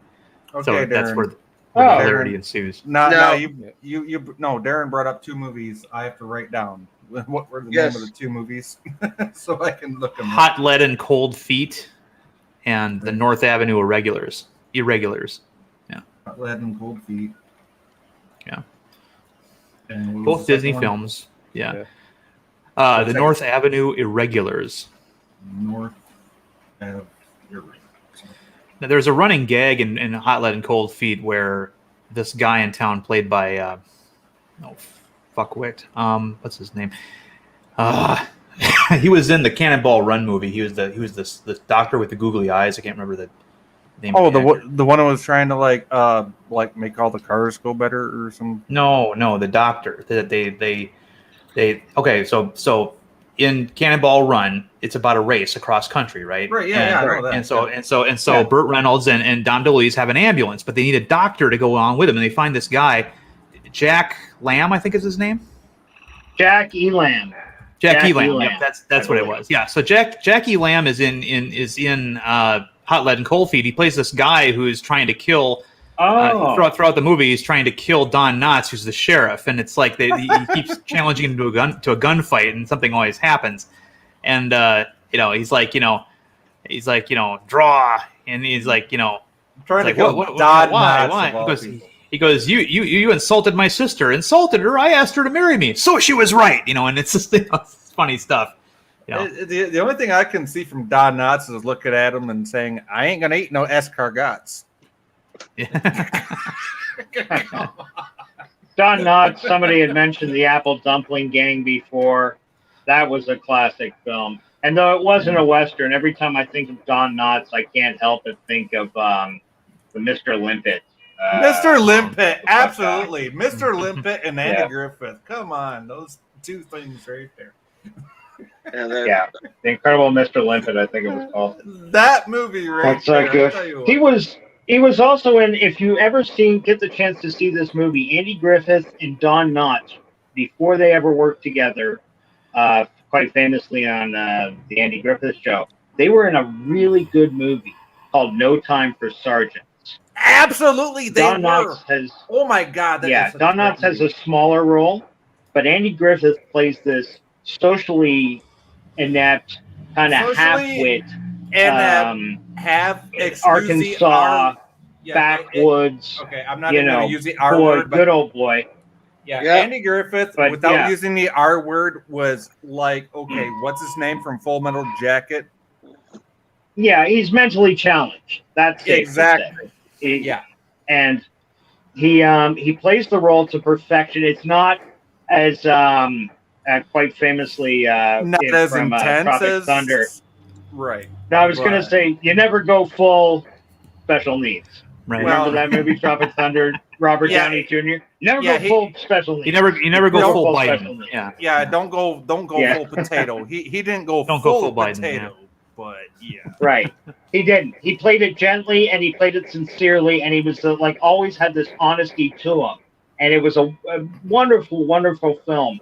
And Don Knotts played one of the guys giving him his Army physical test. It was just a small role, but they played together very well. And knowing what we know now about their history. That was one of my favorite movies back in the day, too, because I grew up watching like AMC and Turner Classic Movies with my grandma, right? And that was like one of the first Andy Griffith things I seen was No Time for Sergeants. Well, then you might as well be familiar with his other, because he did a couple of solid movies where he was the star. Like he was becoming a real movie star. He did a film called The Face in the Crowd, which was an absolute brilliant. It was one of the first great cult of celebrity, cult of personality movies ever made about, again, this backwoods country guy who gets found in a jail by accident. And he's like a blues singer sort of thing. And he makes up songs on the way. And he's got these goofy homespun country westerns. Yarns. Covered and he in just drums his gravy guitar and and starts shitlets singing. And And this chick finds him, and she's like an assistant programmer at her uncle's radio station. And she insists on putting him on. They give him a morning show, and he just blows up. Like, people love him. He's got sayings like, I don't know why men complain that work so hard all day. I tell you who works hard. It's the women.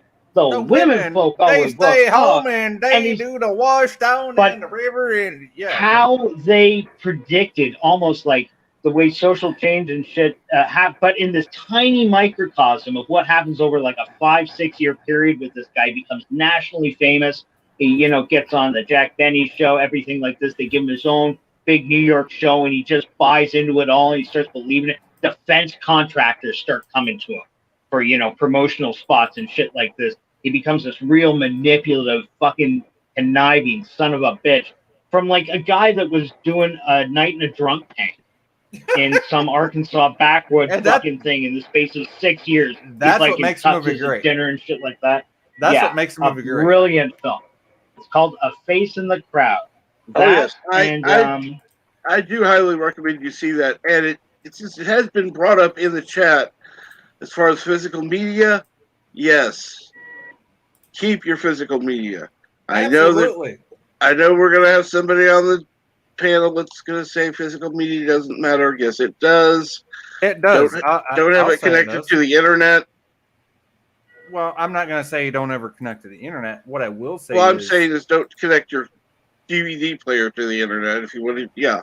Well, you know what? Offline. Here's the thing about that. I've never seen a smart DVD player. Yeah.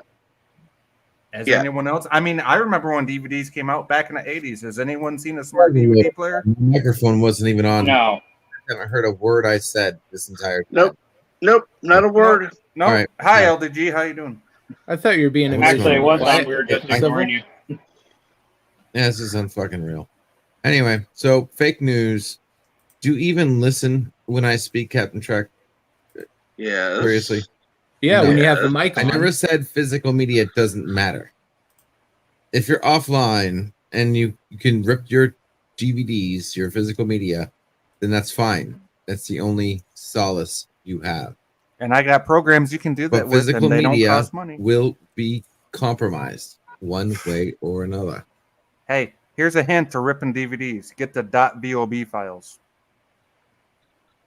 Yeah. That would be if you actually do that, but you only would do that if you actually already own a copy or some, a damaged copy, and you want to replace it, because you don't want to actually do that into a movie you don't legally own.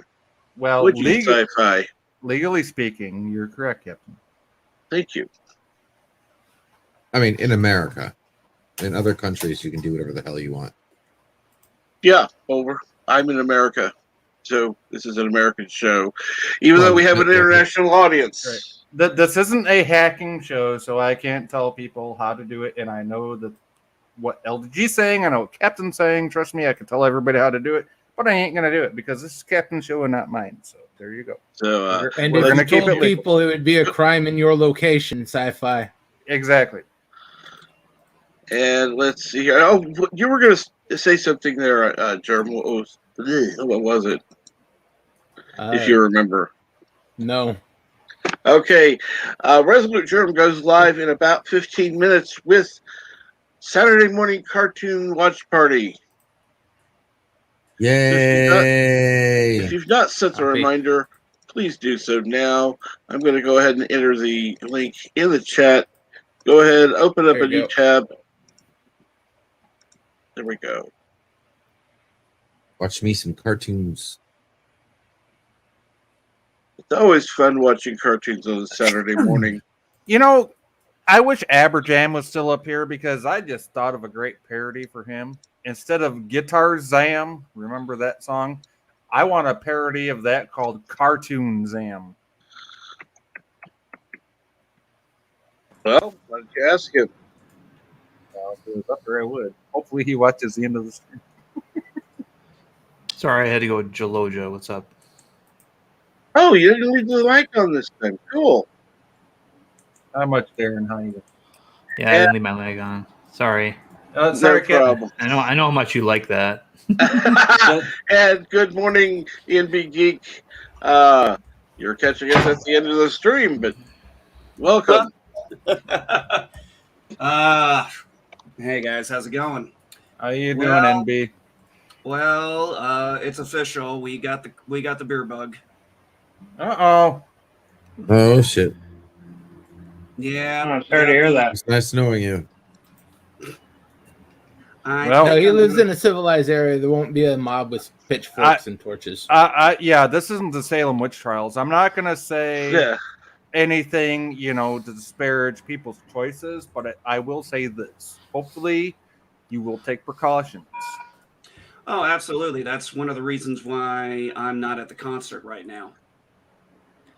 So it looks like, so my wife, Madam Geek, and my daughter, my wife got sick first, my son got sick, I got sick, and then my daughter got sick, and it was like, okay, when my daughter gets sick, that's sometimes you wonder about something.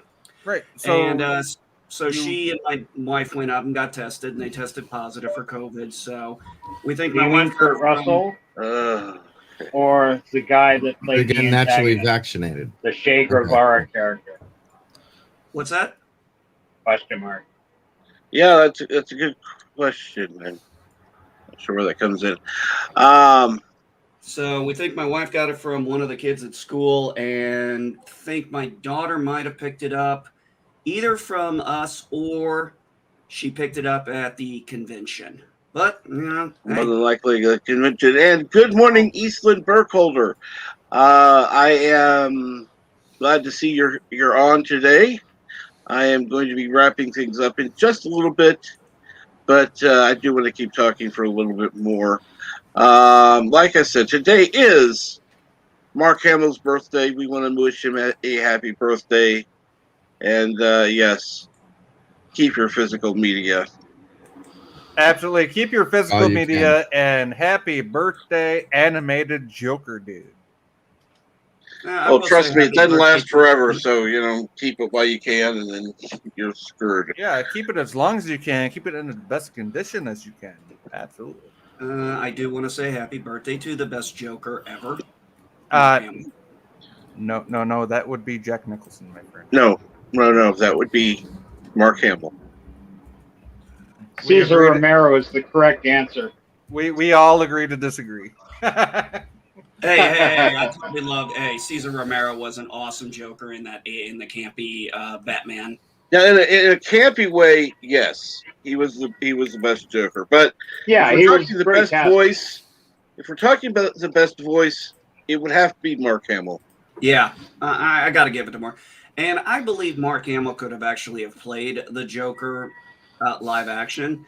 And I say that because back when I was still watching The Flash on the CW. Mm-hmm. The original 90s Flash. The only other guy that knows the show I'm talking about half the time. Yeah. Yeah, well, he played, I forgot which character. The Trickster. The Trickster, thank you, yeah. He was in the original Flash, the 90s one.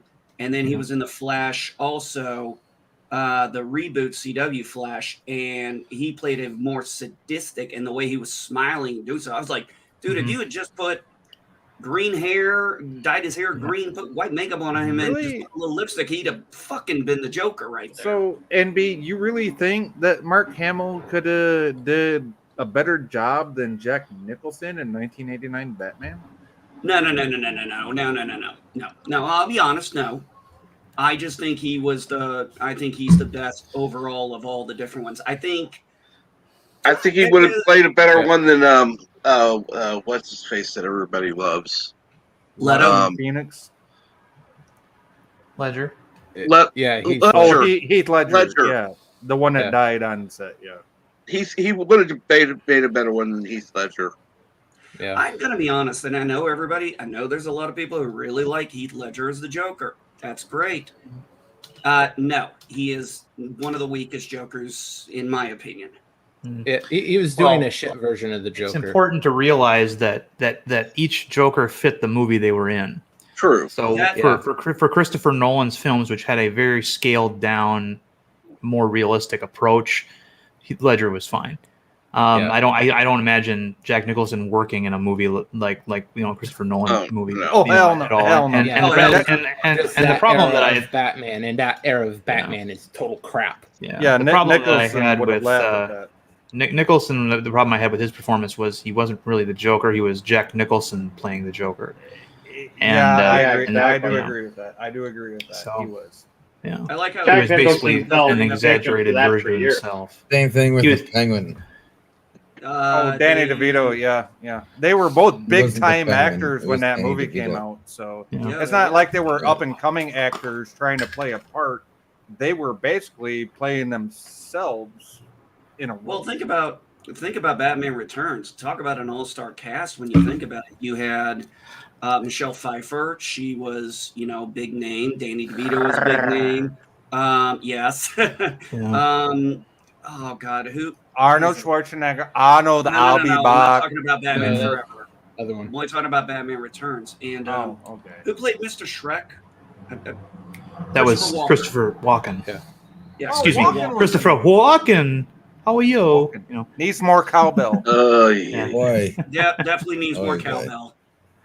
But I think Jim Carrey could have played a better Joker than Jack Nicholson had he, been available at the time. Oh, that's true. Actually, I believe he could have. His Riddler was basically a Joker on rip crack. Off anyway. Yeah.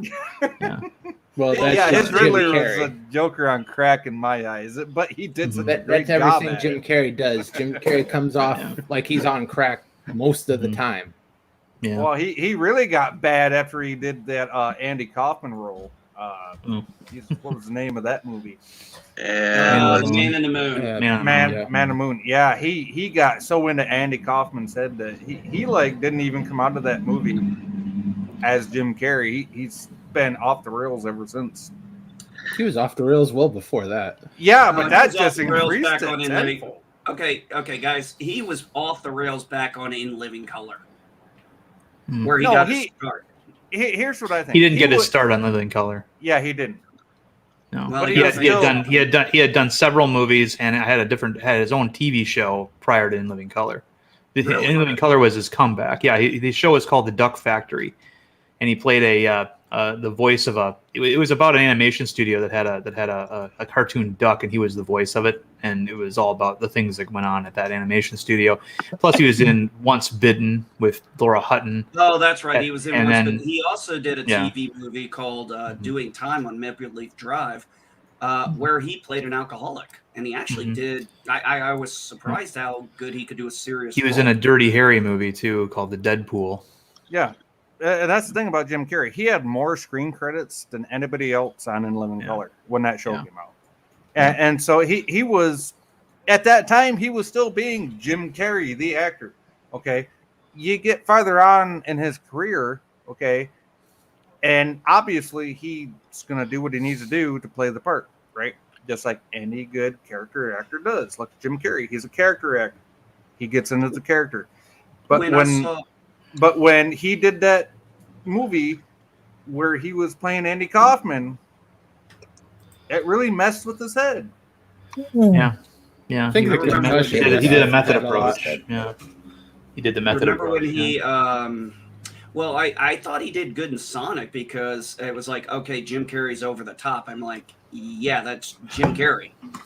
I expect Jim Carrey to be over the top. My favorite film of his is still The Mask because we got to see him playing a normal guy and a zany guy in the same movie. Correct. Mm-hmm. And you got to see his range. Yeah. Number 23, you got to see him all fucked up. Yeah. He's all fucked up in Deadpool too. But he did Pet Detective before In Living Color. I don't think so. No, he didn't. No. And In Living Color was In Living Color was what sort of. Dude, I was in 10th grade. I was in 10th grade in 1992 when In Living Color was on network TV. Trust me. Okay, now I'm going to ask Sci-Fi Nation, do you have anything coming up? Well, just the usual live. Yeah, just the usual live stream stuff. We're going to be playing games and having some panel chats and stuff like that. So if anybody wants to drop by the channel, go ahead, feel free. The only thing I ask is you got to be subscribed to Chat in the Chat, and I think that's not too much to ask in these times that we live in. Well, that you got that setting. I have it set for my certain streams, so yeah, go for it.